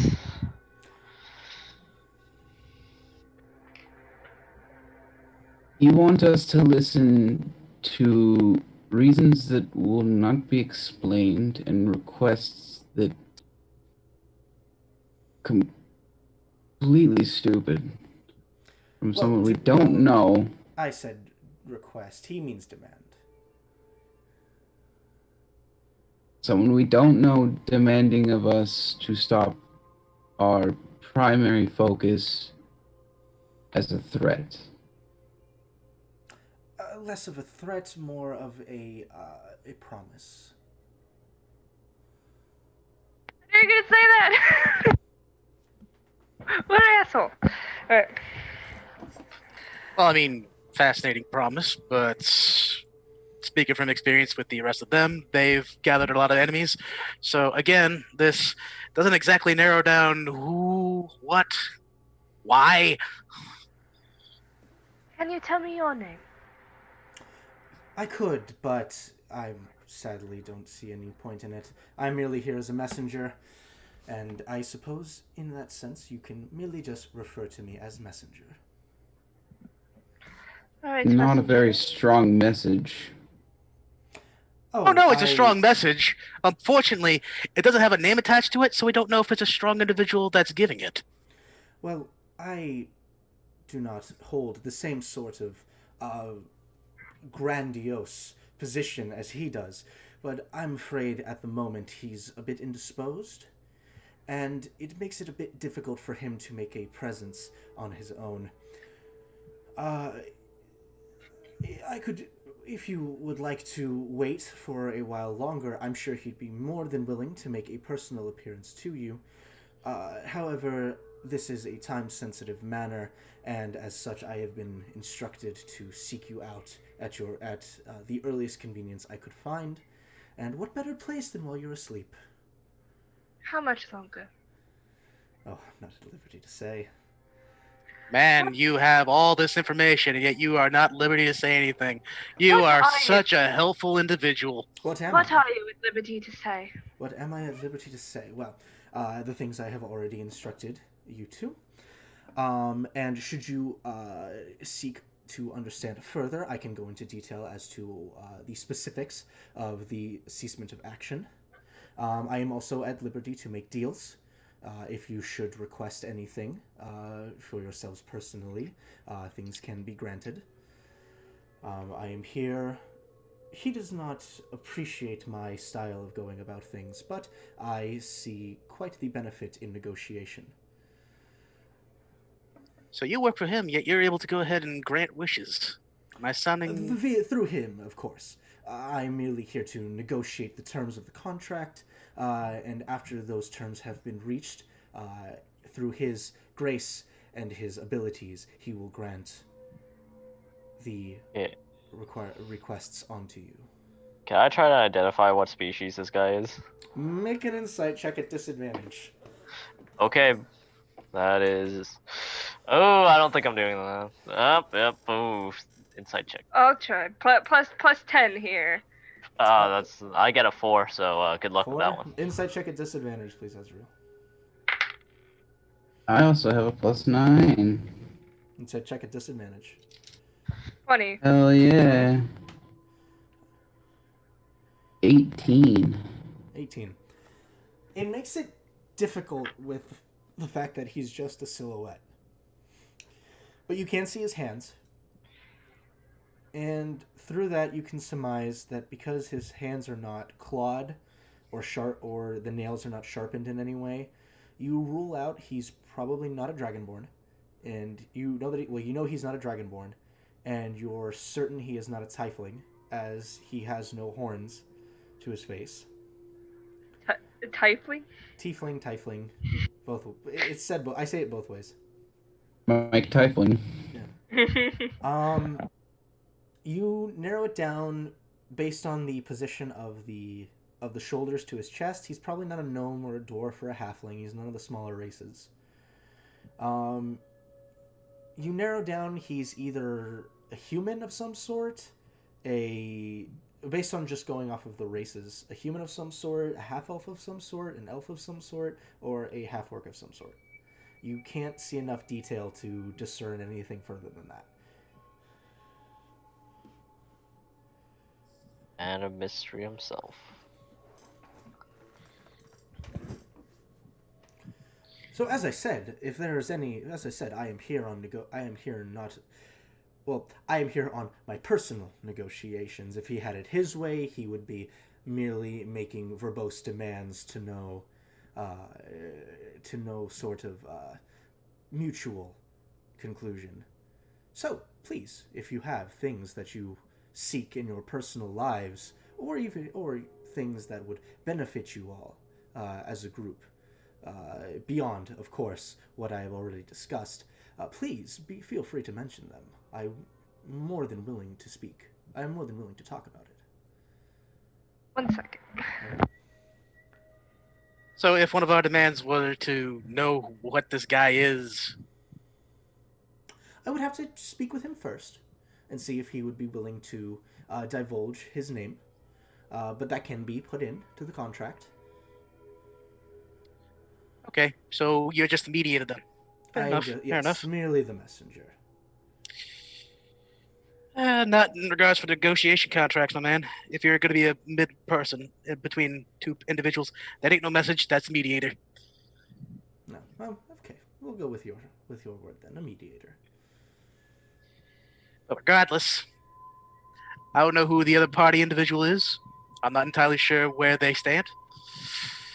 In regards for there being any legal grounds, in regards for there being a contract, again, I'm saying no go. Well, Are they a god, or do they fancy themselves so? they fancy themselves a powerful individual, is all I can say. Any more specifics would be getting a little too on the nose.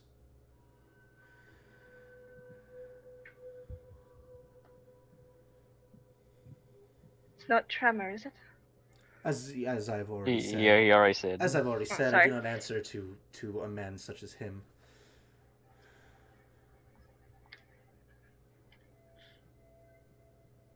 Which Anderson somebody, but of course, Of course, as you already stated, I cannot divulge the name. mm-hmm. And of course, I understand. I already let you know under unfortunate circumstances that, according to the law of the land, unless we have ample grounds to know who exactly we are negotiating with, not through mediator, but through the other party, that this ain't gonna be flying. Well, as I said, if you're willing to wait a time, specifics cannot be given, of course, but if you are willing to wait a time and cease and at least slow your actions in the meantime, I'm sure he'd be more than happy to conversation. How long? I cannot give specifics, I'm afraid. I will say we'll put it in the ballpark. We'll do a ballpark number. How about that? We'll say sometime within the next 10 years. Man, you are absolutely not making this easy on anyone, are you? What's a ballpark? Ah, yes, I forgot. That term doesn't fly here, does it? Sorry. But sometime within the next 10 years. Could be tomorrow. Could be 10 years from now. I don't think that's wise for us to wait that long. I mean, this guy does understand we're dealing with end of the world scenario. I'm pretty sure the world ain't gonna be, here in 10 years. Oh, not the world, everything. Yeah, I forgot. Yep. Mm-hmm. I mean, if that is what you believe. All right. World's fucking on fire. Oh yeah, sure. Let's just go ahead and wait 10 years. That'll be perfectly As I said, reasonable. that is only just a general time frame. As I said, it could be tomorrow or 10 years from now. Could be within a year, 2 years, 3 years. With bureaucracy, it's more intelligent to assume it's going to be later rather than sooner. That is fair.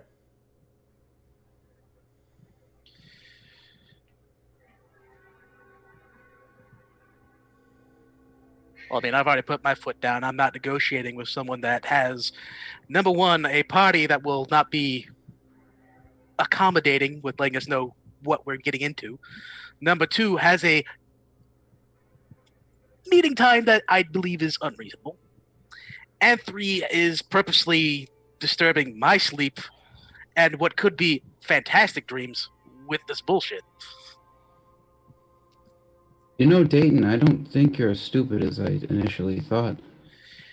It's very specific about certain things that I have to keep an idea on. Well, as time is of the essence, if I would like to know if you are willing to even come to the table of negotiation. And just faintly out of the corner of who would be standing? How are you guys standing? Out of curiosity. Are we formed up in like a line, like Line, left to just all over the right? place. Your call. It's kind of around, just around. Just Just sporadic. like near the front. Okay. I would think if talking to a large figure, if I'm trying to put a scene into it, Dayton would be slightly to the left. Okay. If we're talking. So be forward, All right. then? All right. I don't know. Yep. So as you guys are having this conversation, it's time's of the essence, and if you are willing to come to the table of negotiation, I would like to know. And as he's saying this, you guys all watch Dayton, Ezreal, and Aster, all your artifacts begin to flash for a moment. And then you watch as they begin flaring again, and Ezreal, you watch as yours snaps. Oh, well, I guess time is a bit more accelerated than I thought. So, shall we continue our conversation? What was that? What did you do? Oh, I didn't do anything. Bullshit. I promise you, I did absolutely nothing to you. I am merely here to speak. That your master. It is something that is happening in the world, yes. You said Your time boy is doesn't answer to a accelerated. number, do he?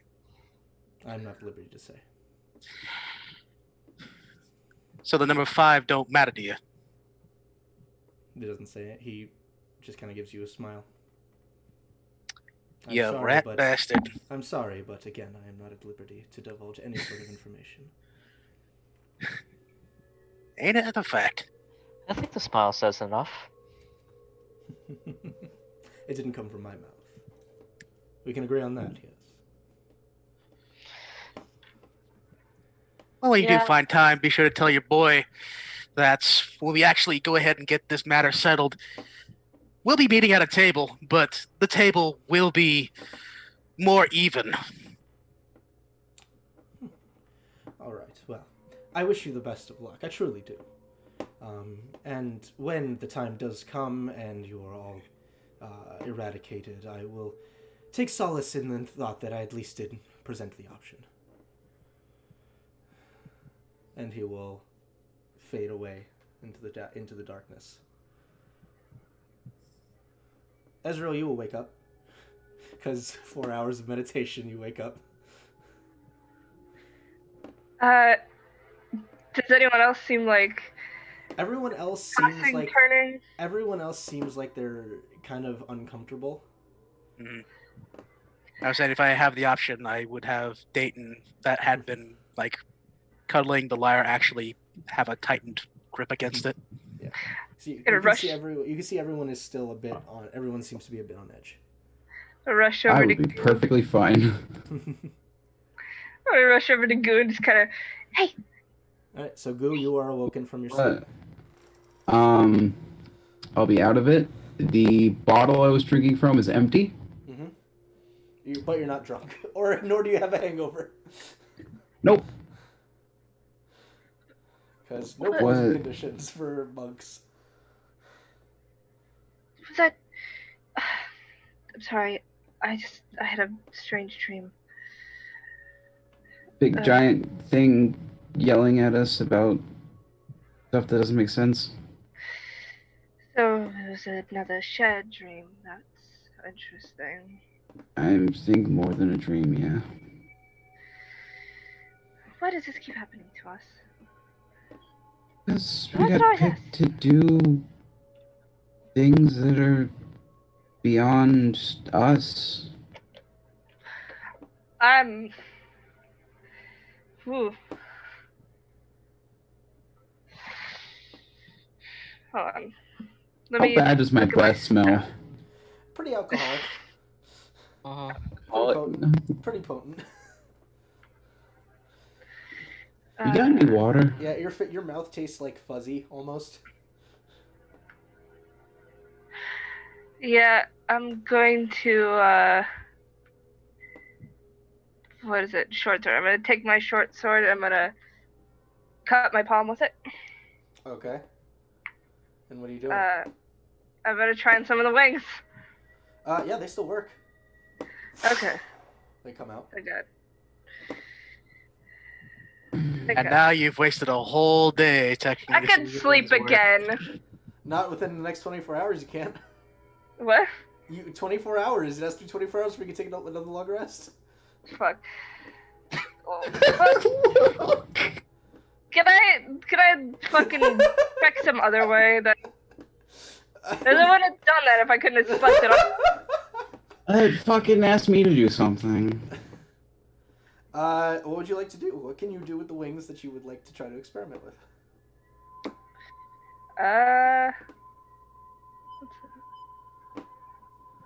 Weekend. You could try a spell. Protection from evil and good. All right. So as you concentrate for a moment, the mantle begins to flow, and then you watch as the protection from evil and good is cast on you.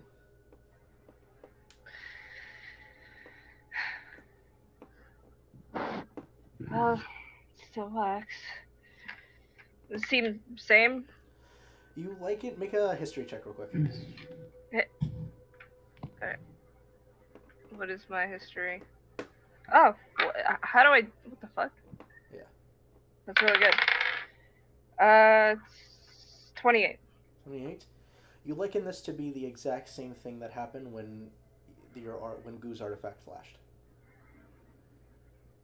Something just broke. Okay. And last time you witnessed this, the last time you saw this happen is when a chain broke. Oh boy. So because of that high roll, you get the sense that another chain has been broken. Well, we should probably tell somebody about that. Also, is this... Why do I have an 11 in history? Why do you have an Why 11 in do you- history? I was gonna say, are Why do you have 11 proficient in it? history? Are you proficient? Are you I am proficient? proficient. Are you? How high is your wait, intelligence? No, that's right. Because knowledge clerics get a bonus to Oh, yeah, to their checks. Okay, gotcha. So yeah, you get the sense that another chain has been broken.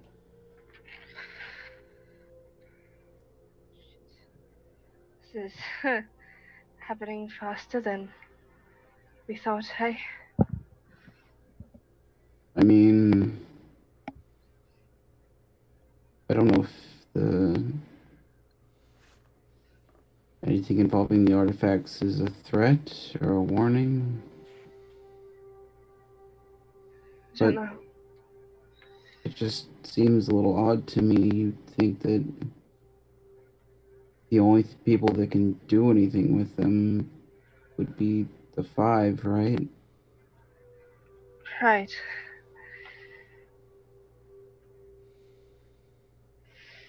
Unless there's more, or somebody that's gotten to that level. I don't know.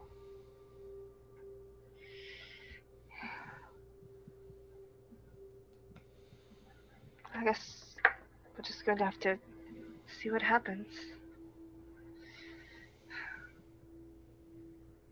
Aren't we?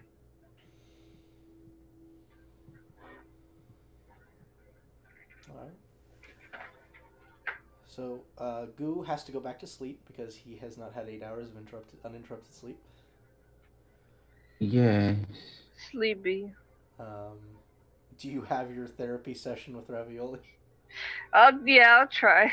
Okay, make a Make a kindness check. What would you roll for therapy session? Make a With sure. I would say this would Make go a one of two wisdom- ways. Make a wisdom check. Persuasion. 27. Do you have speak with beasts? No, but isn't it clear that Ravioli can understand me, even if I can't understand him? I mean, he can understand you, but you can't understand him. Yeah.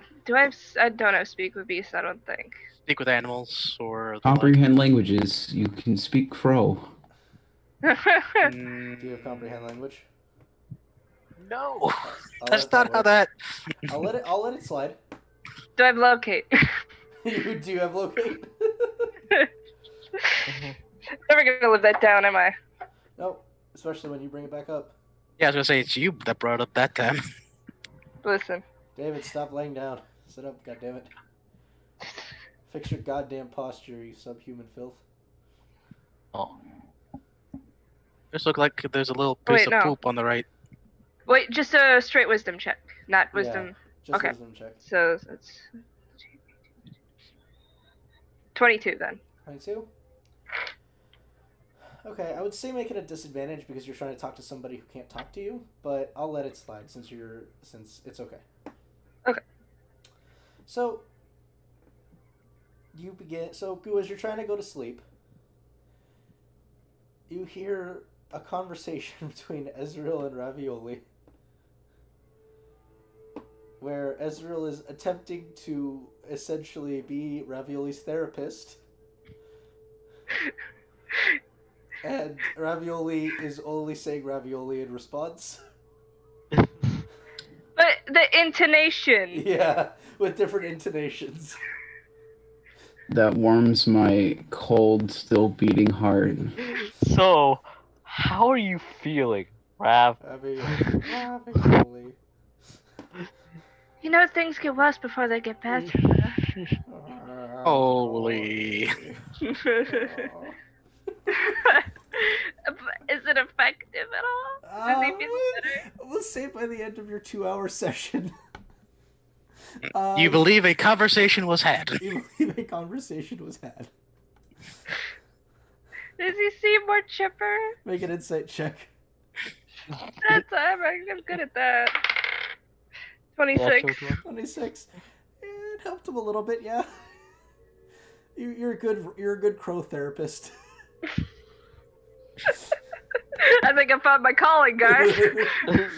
Therapy for crows. All right, so with that, we're gonna go ahead and take a quick break. Woo! Yeah. Playing for 2 hours now, and so yeah, we will be back shortly. Get yourselves a drink, get yourselves a snack, and we'll see you soon.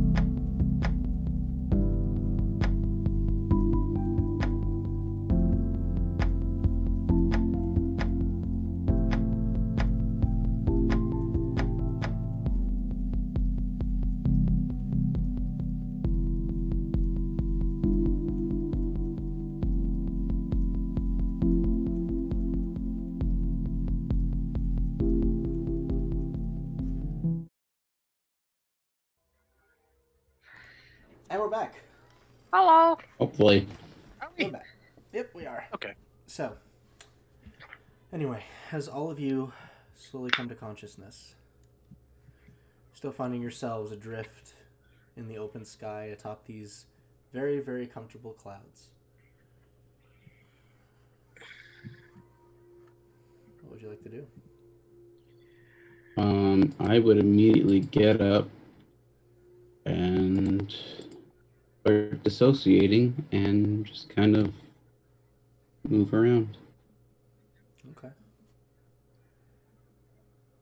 You guys all Doing my watch whole. Goo. You guys all watch Goo, like, reach out, try to clap at things that aren't there.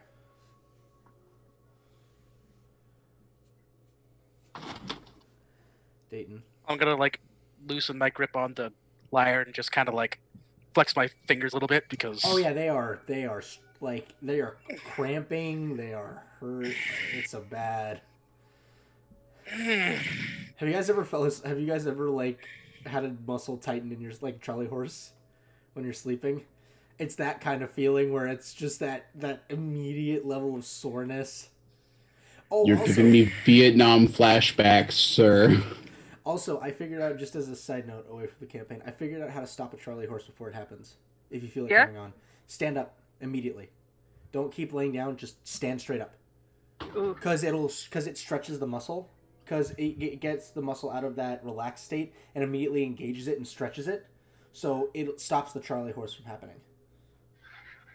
Dayton be like, Yeah. Stretch your muscles after you use them. Prevent it in the first place. Because that was the first thing I was going to say. Bad dream.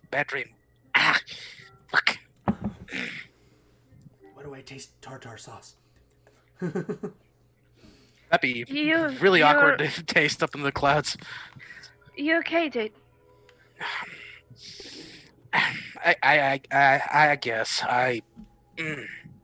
just something. Bad dream? Something happened. Yeah. Shadowy figure threatening us all? What are you talking about? I had a really good dream. I'm sure you did. I'm trying to think here. Like I remember something like that. Like everyone was there for some reason, and I don't typically do that when I dream.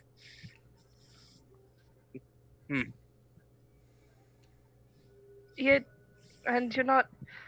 don't think it's strange that I'm knew exactly what you were dreaming about. You know things that I should never take into question, so not really know. I guess this is the part where I tell you where we all had the same dream. And now it makes sense, but also, god damn it.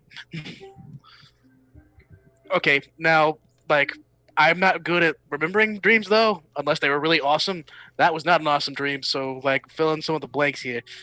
I remember there being a big guy saying shit. I said shit back, and he said shit back, and then fucking everything went dark.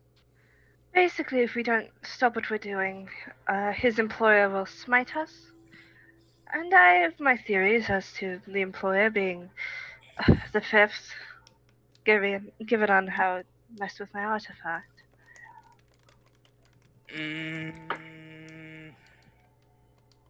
I'm You something about weren't, that sounds right, but I'm still blanking on. you weren't there for that. Just big bad man.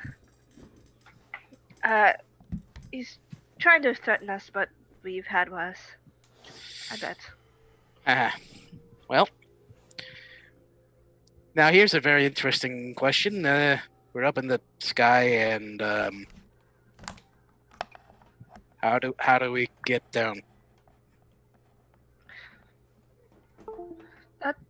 That's a good question. Where did we come from? Where did we come from? Where did we go? Where did we come from? Ezra. Who's Oh, coming? yeah, hey, Joe. Whereabouts did we come from? I make an investigation check because this room is flush. Fuck! That's a 10! And you have no clue. As to Florence, any clue where we are? Oof. I can't seem to recall. Now, when Ophelia, I'm assuming, says this, would Dane know? I mean, they're pretty different. Yeah, I figured. Shit, we got a swap happen here. Alright, hey Ophelia, how's it going? Fine. Hey. Suck back. So, good news, you slept up on a cloud, and that's kind of exciting. Now we're running into a problem about how the fuck we get down. Also, I need to figure out how to get back so I can get my fucking horse! Your horse will be fine. You probably left it outside or something. Ophelia, as you fully come to consciousness, you realize you are sleeping on a cloud in the middle of the sky. Can I try to, get down or no? Do you want to try to roll off the cloud? Is that what you want to try to do? I will try. Alright, so you guys watch as Ophelia rolls and free falls for about 3 feet before she's swept up again and floats back up. No. Maybe not do that. I was fine. You worry too much. Anyone else want to try to make an investigation check to find the entrance to this place? Not at the moment. I'm gonna kind of, can I drift over? Can I paddle? Oh yeah, that's what you did. You floated over, and you were kind of doing this thing with your hands, and you just couldn't figure out where it was. Okay. Alright, what if I will my cloud to go in this direction? Alright, make an investigation. Introduce ourselves. I was late at the time and apologize to everyone. Sorry to everybody who just heard that. That was What? a YouTube. I have a YouTube up in another window, and I hit spacebar accidentally starting the video, so you're gonna have a few moments of Crit Crab audio. Dude. Shout out to Crick Crab. I don't know what that is, but shout out. He's a Reddit reader. He's pretty cool. We're gonna get ourselves copyright strick. For 2 What are you seconds, doing? For 2 seconds, we'll be fine. What are you doing? 12? Cut it out. Yeah, because we always do that. Cut it out. Okay, so with a 12, Ezreal, do you want to guidance him? Dog guidance. Roll a d4. Sure. All right. 15 is exactly what you needed. All right. So as you float over, you feel what feels like a corner, and you're like, okay, I've got something here. And then you start moving your hand to the side, and you feel your hand hit something, and you watch as the wall opens. All right. Sick. I guess we were not in the sky. I think. Is this still the fucking sky? Whatever. Exit's over here. All right. So all of you float over. I'll grab Goo and then I'll, doggy paddle him over. You can just will it with thought. You can will it. It's more fun this way. I'm on my way.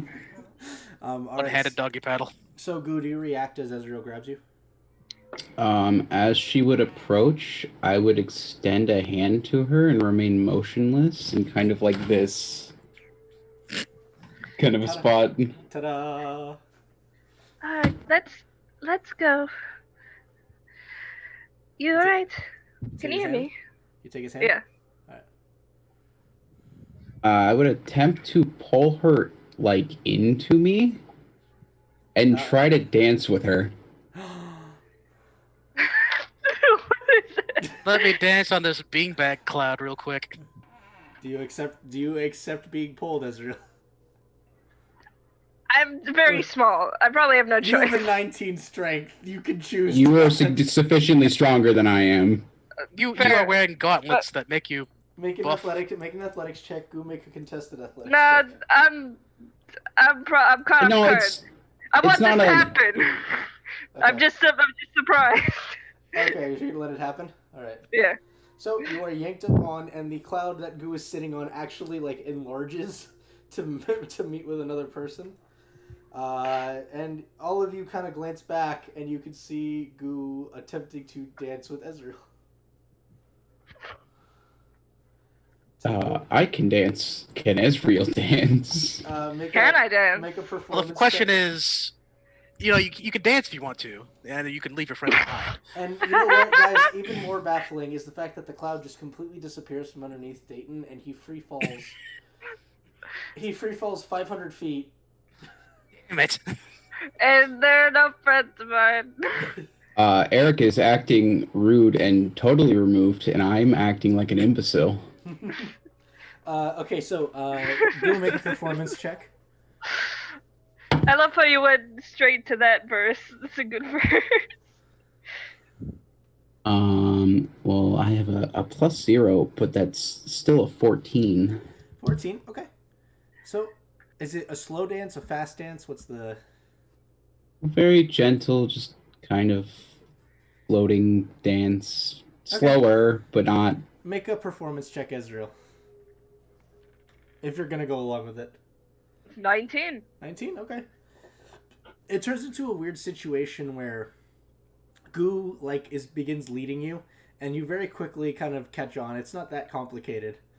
And you just kind of find yourselves dancing. Goo kind of still has that 1,000-yard stare in his eyes where he's not completely concentrating on anything. Oh no, I'm smiling at her. Oh, okay.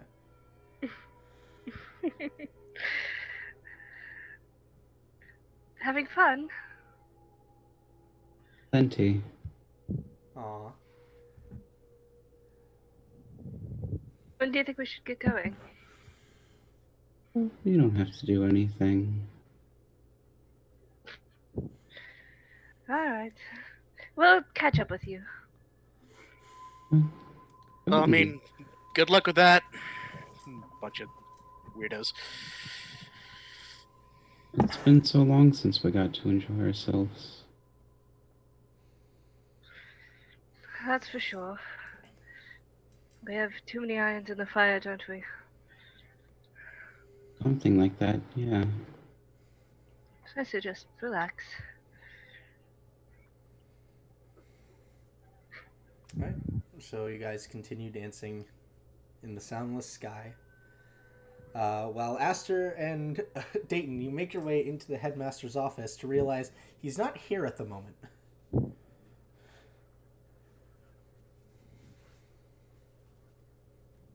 So what would you guys like to do? You wanna wait for them or? Oh, hang on. Don't mind it. It's just Oh, No, it's just little. I got a boop. I'm checking the boop. Don't. I guess that was just for me. I'm just involve saying. your Don't worry about it. snoot. It's a boop. Does I'm it- reading the boop, and I've read the boop. Okay. Does it involve your snoot? Whatever. Anyway, while we're there, I mean, what do we see in the first place? You're just back in the headmaster's office. It's the same as when you left it when you were sleeping. It's just the difference is he's not here right now. Okay. Hornet there. Hornet is asleep still. All right. Have you guys ever seen when a horse gets like incredibly comfortable when it sleeps, how it just kind of flops onto its side, like tongue kind of lolls out? That's how Hornet is right now. What a good boy. Well, at the very least, you had some good sleep. Even with the armor on, you're a Oh, his goddamn armor's trooper. on. No, his armor's Oh, on. okay. Okay. Yeah. Is it placed off to the side somewhere, or It's just placed off Okay. to the side in the corner. You don't have like they don't have an armor rack for horses in here, so it's just been kind of placed off to the side.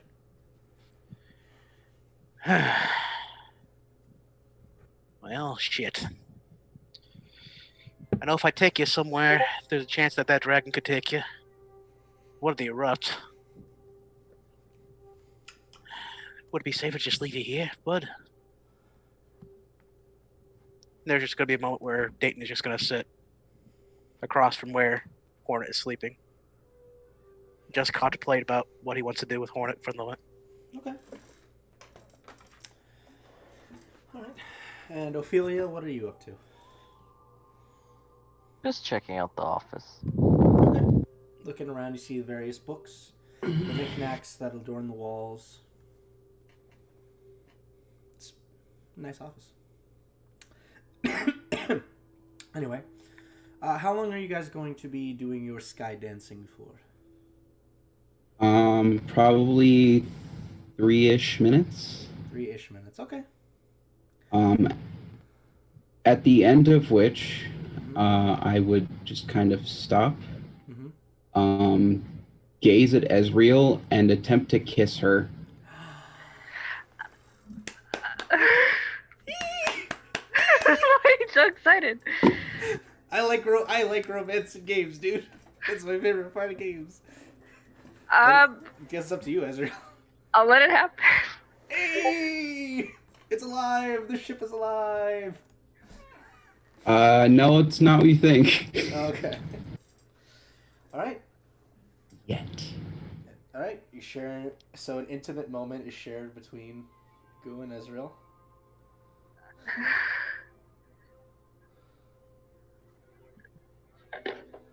I'm just gonna dash off at that point. You can get back on your cloud. Run away from my problems. You Alright. can hear the endless screaming of Nakax from 5 million miles away. Oh god. Alright, so Ezreal, you jump back on your cloud and dash to where you last saw the entrance. Yep. And make your way out. And then Gu?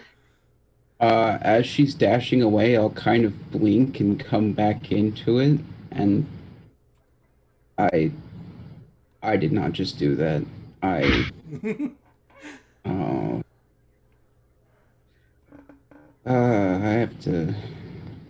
I should not have drank last night. Alright. So, before Gu gets there, Dayton and, Dayton and Ophelia, you watch as Ezreal pops out from the wall, looking a little bit frazzled. Ooh, did something good happen? Hi, Ophelia. It's nice to see you again. Did you have a good rest? It's been a while. So I you're not. I got to you. So you're not going to talk about the fact that while you two were dancing, you probably like fell a couple feet and you got a little bit out of there, huh? Yeah, we fell pretty hard. Aha. We slipped off the cloud. Both of you at the same time. Like, he just decided to just jump off with you, see how the fuck it'll work. No, just me. I took him with me.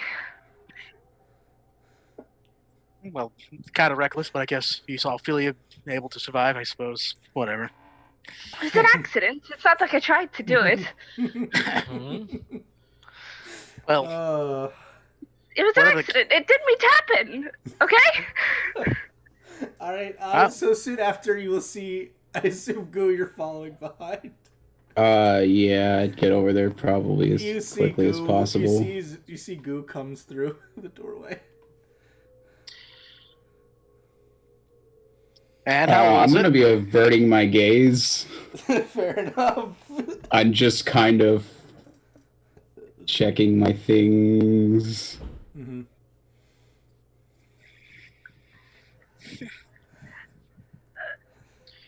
Any sign of the headmaster? Not really. I'm just debating about bringing a Hornet or not. It's dangerous out there, and I don't want to leave him outside the mansion. And I don't want to bring him inside the mansion either, because I don't want him to start being an inside horse. Get me? Yeah. Indoor horses. The tension is so thick you could cut it with a knife. Does anyone want to try to get in contact with the headmaster? Hey, Hey, telephone. Hey, my Galaxy S Ezreal is not working right now. My Galaxy 8 Ezreal. Service has been temporarily shut down in the area. My iPhone 5C, the C stands for cast sending. What about does it rely on 5 goo? 5 Oh no. I did, yeah. All my 5 goo energy caused the coronavirus. Oh god. Stop installing goo towers. Oh god, that's so weird. That's so bad. Luke, are you okay? I think Luke's dying. We've killed Ezreal. Emotionally. Luke, are you okay? I'm alive. It's just a little bit of player death. It's fine. Galaxy 8 Ezreal, would you like to call Headmaster? Yep, I'm just Ring ring. where you at? Alright, I'm not gonna make you do it right now because you're laughing too fucking hard. Ring Where ring. are you? Where? Oh, he says, oh, alright, you're awake. I'll be up there shortly. Give me just a moment. 2 minutes pass. For this 2 minutes, I am actually gonna start ask party. Should I really bring Hornet in? Because I'm thinking no. He seems at least comfortable for the moment. if you don't feel comfortable with it, then maybe not.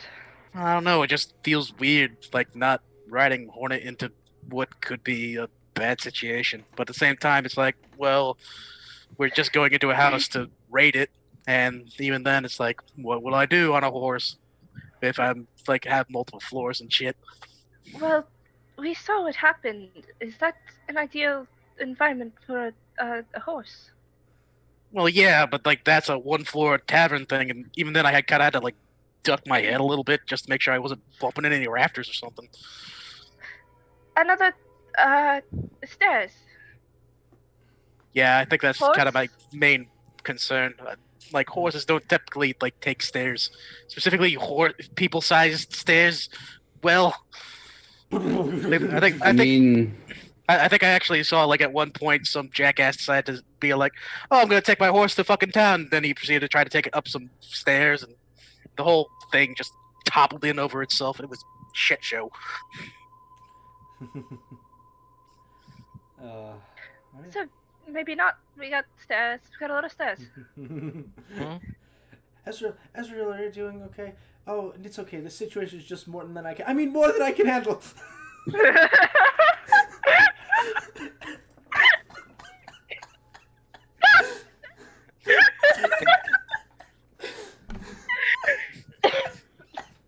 Are DM, you why do sure you do this? there's I no need to problems?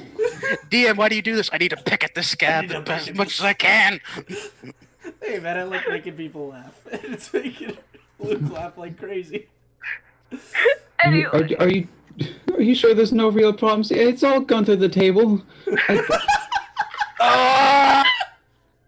That was beautiful.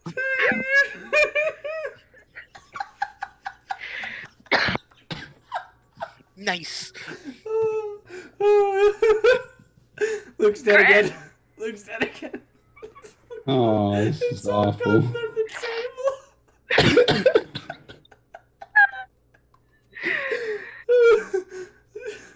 Chris. This episode is sponsored by the ship of Guthriel. Oh my god. Oh. Oh. Okay. What were we doing? That's right, we're playing Dungeons and Dragons, right. Oh man, okay. Is there anything else that's happening in this 2 minutes? I'm not assuming I'm with other people. Right. Okay, so the headmaster will... You'll see a flash of energy as the headmaster comes into the room. He'll say, "Alright, well, glad to see you're all awake. I didn't know how long you'd be asleep for, so...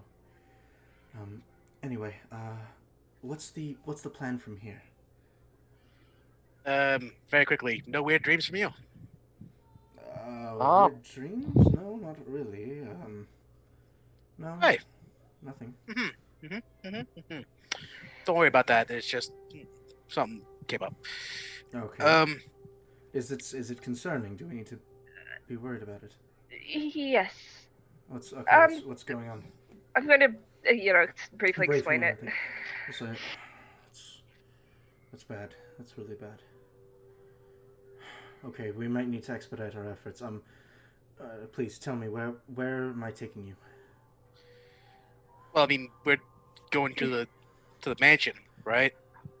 The high Gray top Man. district. Gray Man Estate. The Gray Man Estate. Okay. Sadly, I don't have anything from there. But I can at least get you the ground floor. Actually, wait. I think I can get you a bit closer. 1 second. He'll start rummaging through his desk for a moment, and he'll pull out what looks like a quill that is almost rainbow-ish in nature. It has it's red-tipped at both the top and bottom, and has just this beautiful flow of yellows and oranges until it gets to the center and turns this very nice purple shade. Nice. And he says, "All right, everyone together. That's where we're going immediately." Yeah. Let you know, I'm keeping Hornet here. You've actually, whoever you got in charge, took nice care of him. Thank you. Well, thank you. I'm the one who took care of him, but sure. Oh, well, even better. All right. Well, I'll join hands, and as he concentrates for a moment...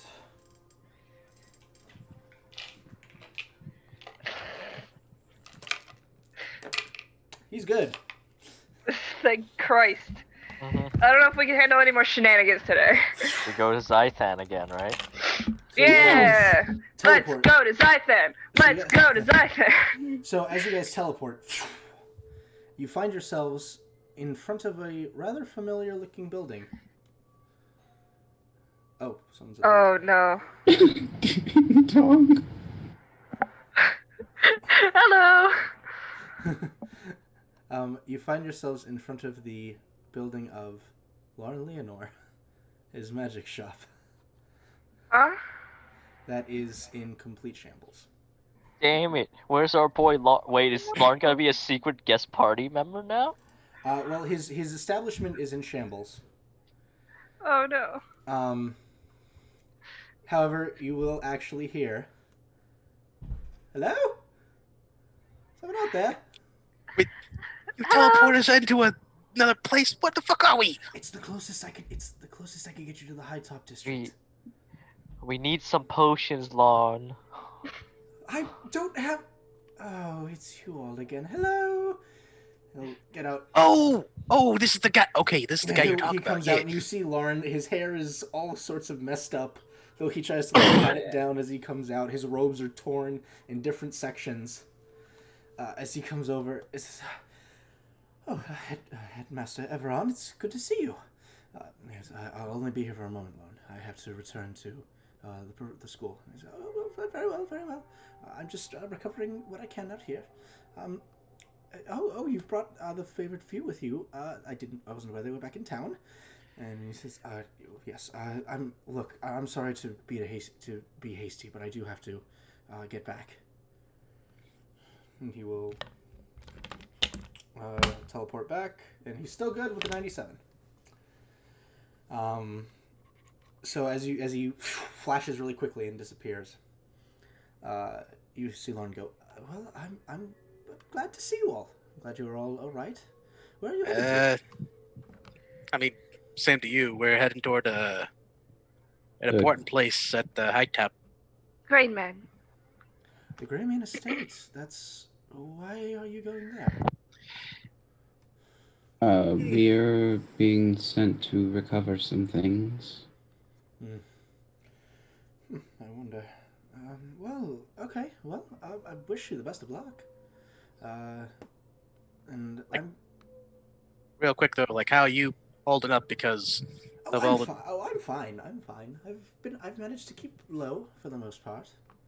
like none of the weird oogie boogie tentacle things came in here, have they? No. Although I take that because he kind of looks and you can see that some of the walls have been caved in, like there's holes in the roof. And it's like, I don't think that this is a place where they would want to take residence. It's not really a place you can hide very well. Well, I guess that's a good thing. It means they're not, or maybe they have already eaten some of your magical stuff. I've lost a lot of my stock. Yes, whatever was left of it, I've moved to the academy to aid them as best as it can. But yes, right now I'm just going around and recovering things, anything I can find at least, or salvage. I found a few of my workshop books. Power to you, man. But stay safe out here because if I'm right, they're chomping at the bit for magic stuff. So if you start doing anything wild, Glad to see you all right. I'm glad to see that you're all right as well. And best of luck. Keep your heads down, perhaps. We'll do what we can. This is fucking weird. What is? Seeing Larn this unstressed. Yeah, he lost all the He's work that he had to normal. do. Yeah, it's amazing not having the burden of work. it's almost like he has no schedule anymore, and therefore he's free to do whatever he wants. He's just done. It's so weird. He's chill now. He likes us for some reason. This is why you should never buy any time management games. Time management games will make you unnecessarily stressed. Anyway. Well, if you are on your way, best of luck, and hopefully I'll meet up with you all later. And he'll begin continuing his rummaging. All right. Roll out, I guess. Which direction is the high top? Yeah. You guys know how to get there. Yeah, you guys know how to get there. Favorite few bots. Roll out. Except for Dayton, who's only been here for like the one time, and it was only the one district. That way. Let's go that way. Actually, it's that way. It points to a different direction. Of course. That way. As you guys will begin walking, he'll actually stop for. You mind if I actually tag along for a moment? I'm not going with you, don't get me wrong. I don't have any intention of making myself known around here, but if I can possibly find some supplies to take back to the academy, that would be helpful. Alright. Well, sure, but if for some reason fucked up half-dragon thing starts chasing us... don't worry, I'll leave you to your own devices. I have no interest in fighting. Reasonable. It's like a dream come true. 1 second, and he'll reach over and he grabs up this very nice blue and purple bag that he throws over his shoulder. and kind of like a messenger bag basically, and lets it hang at his side. And he grabs the thing and runs over to all of you. All right, let's get a move on, I suppose. All right, it's down. All right, everyone make a stealth check, and I gotta get Lauren's stats out. Please tell me he's not at least a commoner. He's a little more than that. 19. No, He fucking mind blanked for luck. he's, 21. he's powerful. He's a powerful man. Still a wizard. Mm-hmm. Still a wizard. It fucking landed on 20, hit paper, and rolled back onto a 2. Lauren rolled a That's a natural 4. 1. For what? Stealth. What a legend.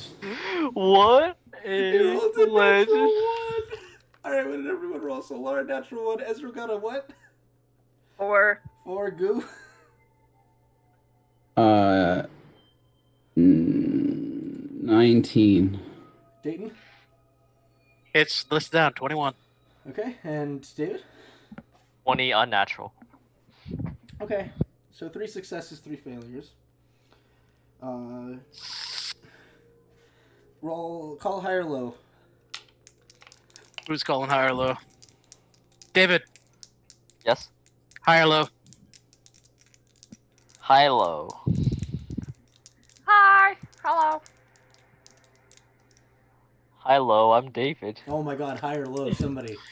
Oh my god. Low. I heard Chris, he said low, I rolled low. Robert Lowe. Alright, so as you guys begin making your trek, you most of you cautiously begin making your way through. And Lauren is a little bit ahead of you, Ezreal. And as he's doing it, he's like, do you see any of those creatures around here? Well, he kind of Right, look out. Yes. He keeps his head up. We better be cautious of. And you all hear what sounds like a thunk as his foot gets caught on a beam on a beam that's from a fallen building. Drops and eats shit. Ezreal, you trip on Lauren and also fall to the ground. As a point of order, for today, I'm changing Why I'm Will to Aberrations. I think that's what it is. Sure, aberrations. Yeah. And you hit the ground, and all of you kind of stop for a moment. You alright? I'm okay, I think. Can you get off of me, please? I'm trying. Alright, so you guys managed to get through this section. So there's gonna be a couple of checks before you guys even make it to the high top district. So give me another stealth check. Much better. Lauren rolled an 18. 15. 16. 8. 26. All right, much better this time. You guys adjust for you guys are now not only just watching around you, you're watching in front of you. As you cautiously begin making your way through the high top district, as you start making your way through the district all the way to the high top, you notice that there are a number of those creatures that seem to pause for a moment, and one of them kind of begins to growl as it looks off into a nearby hallway or a nearby alleyway. And in a moment, you watch as it leaps out, and you just hear as it seems to be gnawing. It seems to be gnawing down on something in the alleyway. Third stealth check, please. It's a dead child, isn't it? A little better, but not good. 16. 16. Okay. Does a 12 succeed? 22. 10. 16, 22. 22. 16, 22. Lauren rolled a 16. 12 and 8. Alright, so majority success again. As you guys push forward, this last little bit, you see the entrance into the high top district. And for a moment, you kind of hold your breath as you watch more of those glob-like creatures begin pushing through. Just briefly, you hear what sounds like a gasp. Like, you guys all look over as you watch as a house maybe about 3 or so blocks off, just through one of the windows, you start to see eyes inside. And for a moment, it's quiet. And then you start hearing what sounds like screaming. That immediately goes quiet.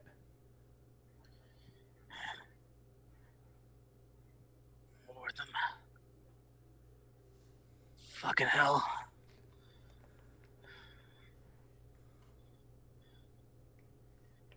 You guys make your way into the High Top District and begin making your way to the residence of Sovereign Greymane. Now, I'd like everyone to make me another stealth check and an investigation check. Another stealth check? Or what was Another stealth check and an investigation check. And I'd like to know who is helming, who is at the front of the group. 15 for the stealth check, and I guess I'll help the investigation. Miss Guidance, can you help me? I will assist. 16 18 for the stealth. And 15 for the investigation. 11 for stealth. Where's my For D4? investigation. 18 for investigation. I'm a little backward. I'm 18 for stealth and 20 for investigation. Ooh. And as for positioning of the party, Dayton is somewhere in the middle. I rolled really bad. I got a 17. Alright. All of you, as you push through the High Top District, it takes you about 20 minutes, even though it's about 13 blocks away. You have to constantly dip your head down as you watch as those creatures begin kind of pushing their way across. You see a number of those hound erupt that are feasting on the corpses of various bodies that litter the streets here.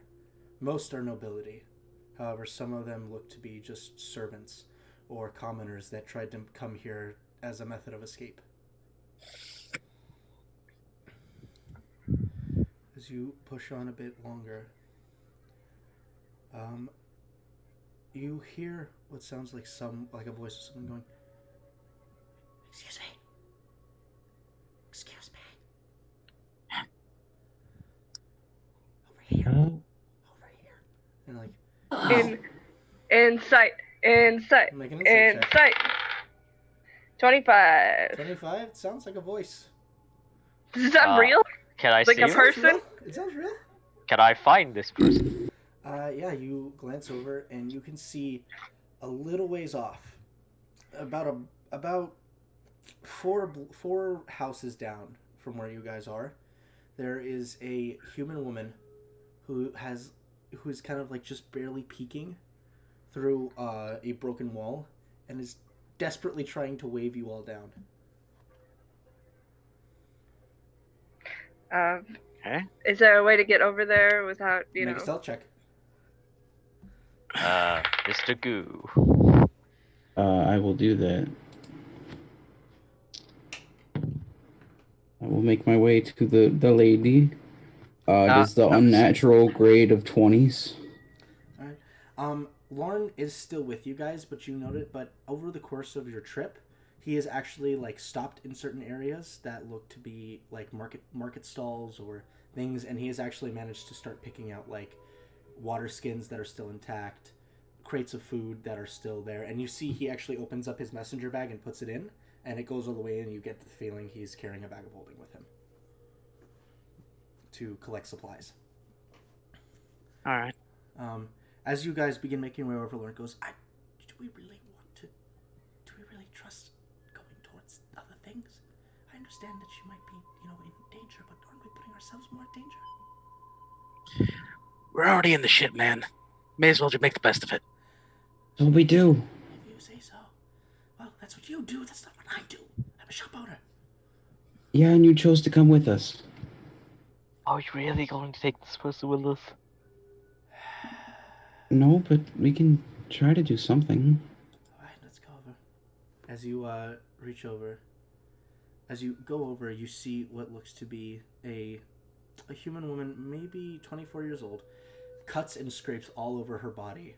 Her hair looks like it's been completely matted, and even has a little bit of like, almost like this tar-like substance in her hair that's making it stick together. And she looks at all these. Thank the gods! Thank the gods! Someone came through. You have to help me. You have to get me out of here. Going on. Those creatures, they're going around. They're finding everybody. You need to get me out of here, please. I'm gonna look around this place very carefully. Besides this hole in the wall, is there any windows, or is this like a open house? There is a window at the other side of the house that you can go look out of. Stick tight. I'm gonna go around the house. Keep an eye on her. It's okay. Calm down. We're here to help. I can't hear those things. Please, they've eaten my husband. They've eaten my children. I need to get out of here. Fuck. Do I have it prepared? I don't know if I have commotions prepared. I didn't understand what she said other than they ate my children. And her husband. I don't have They ate my husband, they ate my children. Please, you have to get me out of here. Is what she said. Well, now she's got nothing left to live for. It's okay. Fuck. I guess we'll just, hand on the back, try to keep her at least quiet, calm. She is whispering. She's not so hysterical that she doesn't understand that she can't be loud. Yeah. But she's in hysterics. She's crying. Like I'll hug her. Hopefully that if she accepts it. No, she accepts it, but she just looks at you. Please, I have to get out of here, please. I can pay you for it. Dayton, hurry up. I was gonna say, by this point, am I on the other side? Make an investigation check. My favorite. 16. 16. Okay. Investigation. You look outside. Nothing in the immediate area that you can see. Through the window? Mm-hmm. Like I can't see the woman? What do you mean? Oh, the woman? Oh, you were yeah, because I was saying around the house. Oh yeah, you can see her. Okay. From your angle, you would also notice this too, Ezreal. From your angle, Dayton, as she turns to meet the embrace from Ezreal, you notice that along the back of her dress, about right here, there is a big blood stain, like a dried blood stain. Alright. Just very carefully, left, right. Mm-hmm. See if I can't open the window.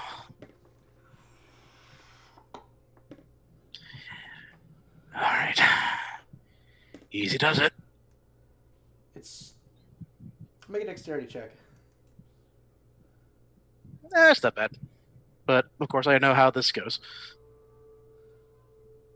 Yep, I know how this goes. So, as you jump, you guys all watch as Dayton goes, 1, 2, 3. He jumps up, gets his chest to the window, and starts kind of pushing his way through. And as he gets about to his waist, and starts pushing in,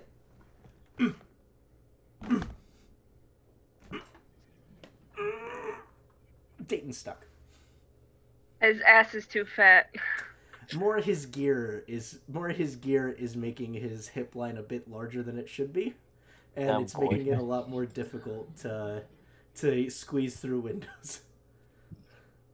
Damn boy, he thick. What are you doing? He's gonna have to pull over. I'm trying to extract her, and I'm trying to also touch that wound on her back because it looks bad. Fuck it, I'll just cure wounds. Cast Cure Wounds on her? Okay. So all the scars and cuts heal off of her body. Yeah. As you do this, she thanks you profusely, but still is very adamant that she needs to get out. Let's go, guys. All right. So you help her up. Dayton is still stuck. Mhm. We're doing like a nice little I will shove try to unstuck Dayton. You can push him back out. Okay. Push. As she gets up, you notice that the stain is not just on her right shoulder.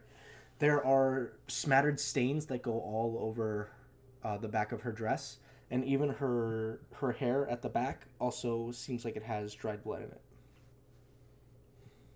Oh boy.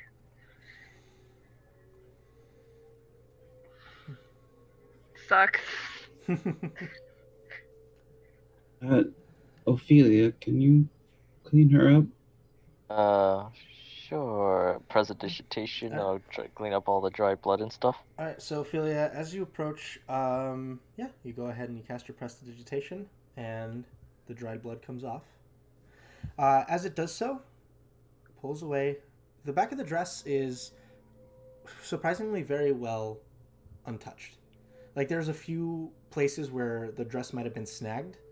However, for the most part, it's fairly untouched in the front. Or fairly untouched in the back. Anyway, you guys recruit this young lady, and she says, Kali. That's my name. Nice to meet you. I'm Azrael. I heard that the school was safe. Can you get me over there? Yes. Yeah. Not necessarily from us, but you'll probably need to follow that guy, and I'll point over to the shopkeep whose name I can still barely think about. Larm Leonor. Leonor. I know, but speaking of Staten. Okay. All right. Can we go now, please? He goes, in just a moment. I'm on my own mission. I'm here to recover supplies for the people that are back there. She goes, we don't have time for that. We're gonna die if we stay out here. What are you all even doing out here? We need to get to safety. We're getting what we can as well, all right? It's more than just you that's kind of in the shit, all right? So relax, all right? Keep it together. Hey, look at me. Hey. She looks at you. I'm going to go ahead and say something. Like has dominate person. I mean, hold on. Be less sad. Calm down. It's going to be okay. Technically you're not wrong. What is going to happen is Dayton is just very softly just go, all you need to do is keep your head down, relax, and after you do that, you're gonna be able to make it. All right.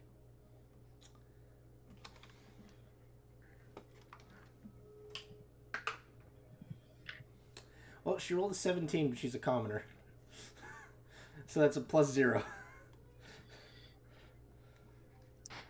So for the moment, All right. things are going to be fine for a little. Okay. All right. Now, go ahead and keep it up. Just keep with him. Like I said, at the very least, he's a adapted enough magician. If you run into trouble, just make sure you keep with him. And as for you, keep doing what you need to do. We're going to need to see if we can't go ahead and get what we can get from the manor.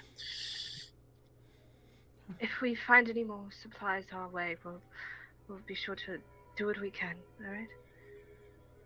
Who are you talking to? You're talking to Lauren? Larm. Yeah. While I appreciate it, all right, I guess I'll take it back. Just consider it as a form of supplies. Sure. Come with me. She's like, okay, all right. She grabs onto his hand. I'd like everyone can make a perception check.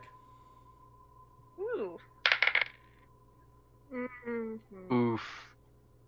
Fuck yeah. So that's 14. 14. 28. 28. 22. 22. 22. 12. So as she grabs onto Lauren's hands, Lauren concentrates for a moment as he begins. Actually, he'll just begin kind of drawing. He'll draw out a teleportation circle to jump to one of the teleportation circles in the school. And as he finishes drawing, he takes your hand and he goes, "This is going to be a bit quick. Is that all? It's a bit off-putting if you've never done it before." And she says, "Oh, that's fine. That's fine." And as she takes a deep breath in, as she kind of adjusts one of her legs, as the teleport goes off, you notice that there is strapped to her leg a rather large dagger as she teleports out.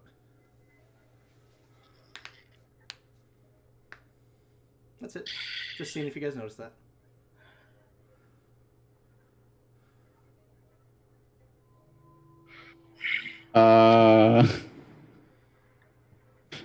Do we just send an assassin there? Yeah, I was gonna ask, is there a post insight that can be done here? For the people that noticed it, yes. That would be Ezreal and Goo. Any luck? Maybe. Boo? I don't remember what my insight is. What'd you roll, Ezreal? Oh, that's pretty good. 19? 19 and Ezreal? Oh! Seen that one? Yeah, she got in that one. If you looked at the webcams, you would see it. I'm sorry, I'm on the Roll20 page, Fred. So, Goo? That definitely didn't seem like a commoner's dagger. That seemed like definitely more like a... 'Cause you have met assassins before, it definitely looks more like an assassin's dagger than a commoner's dagger. Oh. We sent an assassin to kill an important person. Fuck my life. I hate everything. Sending on Lauren. Okay, you cast sending. Or do you cast sending? That's the question. What are you doing We here? should. I cast I hate my fucking life. Well, number one, Goo's the only one that has this information currently, And it's I would true. share this information. and now you can. Did you see that? The dagger, yeah. That's not a normal person's dagger. That is the dagger of a murderer. You think so? Yes, very much so. It looks like a trained weapon. I think we sent somebody very bad someplace we shouldn't have. Can you be a little bit more specific? Because like all daggers can be technically used to murder. I think that person is attempting to kill somebody.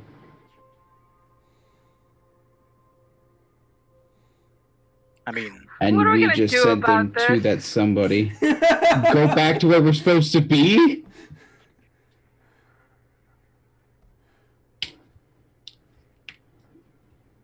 Hopefully. well, I mean, Send to Lauren? Is Lauren's dead now? if this is someone that needs to be like vetted or something, like What does she look like? Real quick. What did she look like?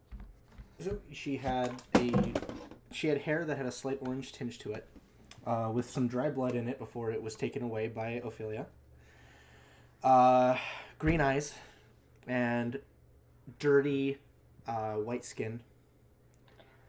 Her dress was a very nice, what would be white, but because of the dirt stains and everything on it, it's taken on more of a brown appearance. And she had 2 rings on her hands. Anything specific about the rings? Make an insight check.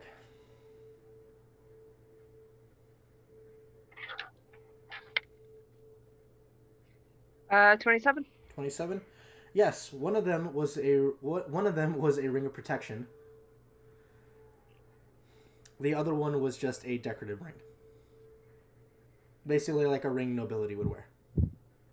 Okay, no, nothing stands out to me about the symbol itself. If there is a symbol. No, it was a. You get the sense it's. Make a history check real quick. All the checks. 22. 22. 22. Though you don't know the name, though you do not know the name of it, it appeared to be a signet ring of one of the houses here in Corona. Someone should have done an insight check when we first saw her.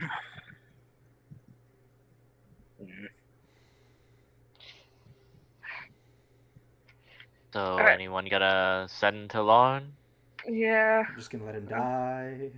I'll send the line. Like. So, Lauren, we just noticed that person's an assassin. Careful.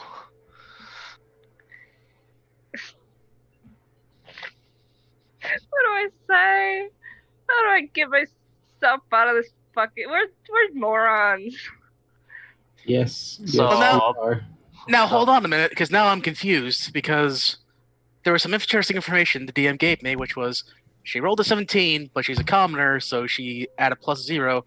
But if she's an assassin, that means there could have been something else entirely different, meaning either you lied to me, DM, and the spell did not work, which I would have known, Mm-hmm. or two, her actual skills +0. So, DM, Mm-hmm. with that spell, would I have known if it failed? It didn't fail. Okay. That's all I need to know. But hang on, what did you suggest to her? To remain calm, stay with him, and she will get to someplace safe. If she was calm and just acting, then The you know. spell didn't fail, it just didn't do anything. No, you still suggest that she stay with him until like they get to someplace safe. Yeah, and no doubt once the transport happened, and it's a safe location.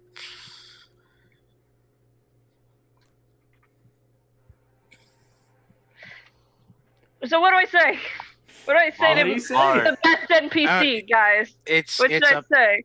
Lauren, the person person we we sent sent you you with is an is- assassin. Person that we sent with is an assassin. I feel like there's a better way to put it than that. That doesn't make us seem like we're complete morons. Might be Whoa, dangerous. They had a Lauren was- dagger. okay. First off, Luke, there are moments where your characters will need to admit that they were fucking morons. All right, this is gonna be one of those moments where, shit, we were morons. Alright, let's send it fucking Lauren Leonore. Okay, what are you saying?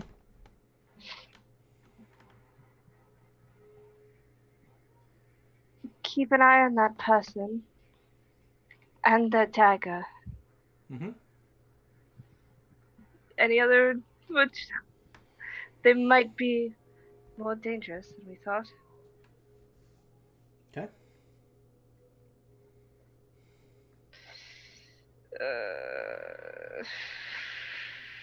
He Anything might else? be an assassin. Might be an assassin. But well, got an assassin's dagger anyway. Okay.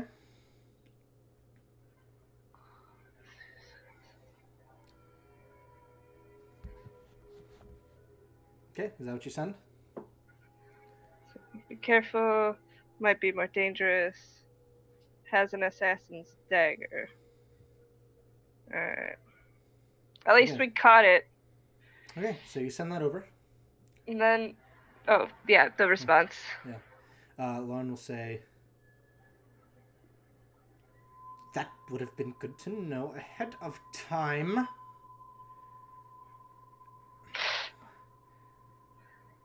This is going to be awkward. You hear as part of the message he starts casting an incantation. Moment passes of silence and he says, Well, she can't move now, so we'll question her when we can. I cried. Please Awkward. be more vigilant in the future.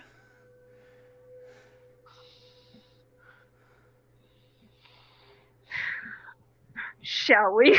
Mhm. I can imagine like a very flustered and just upset Esriel. Shall we?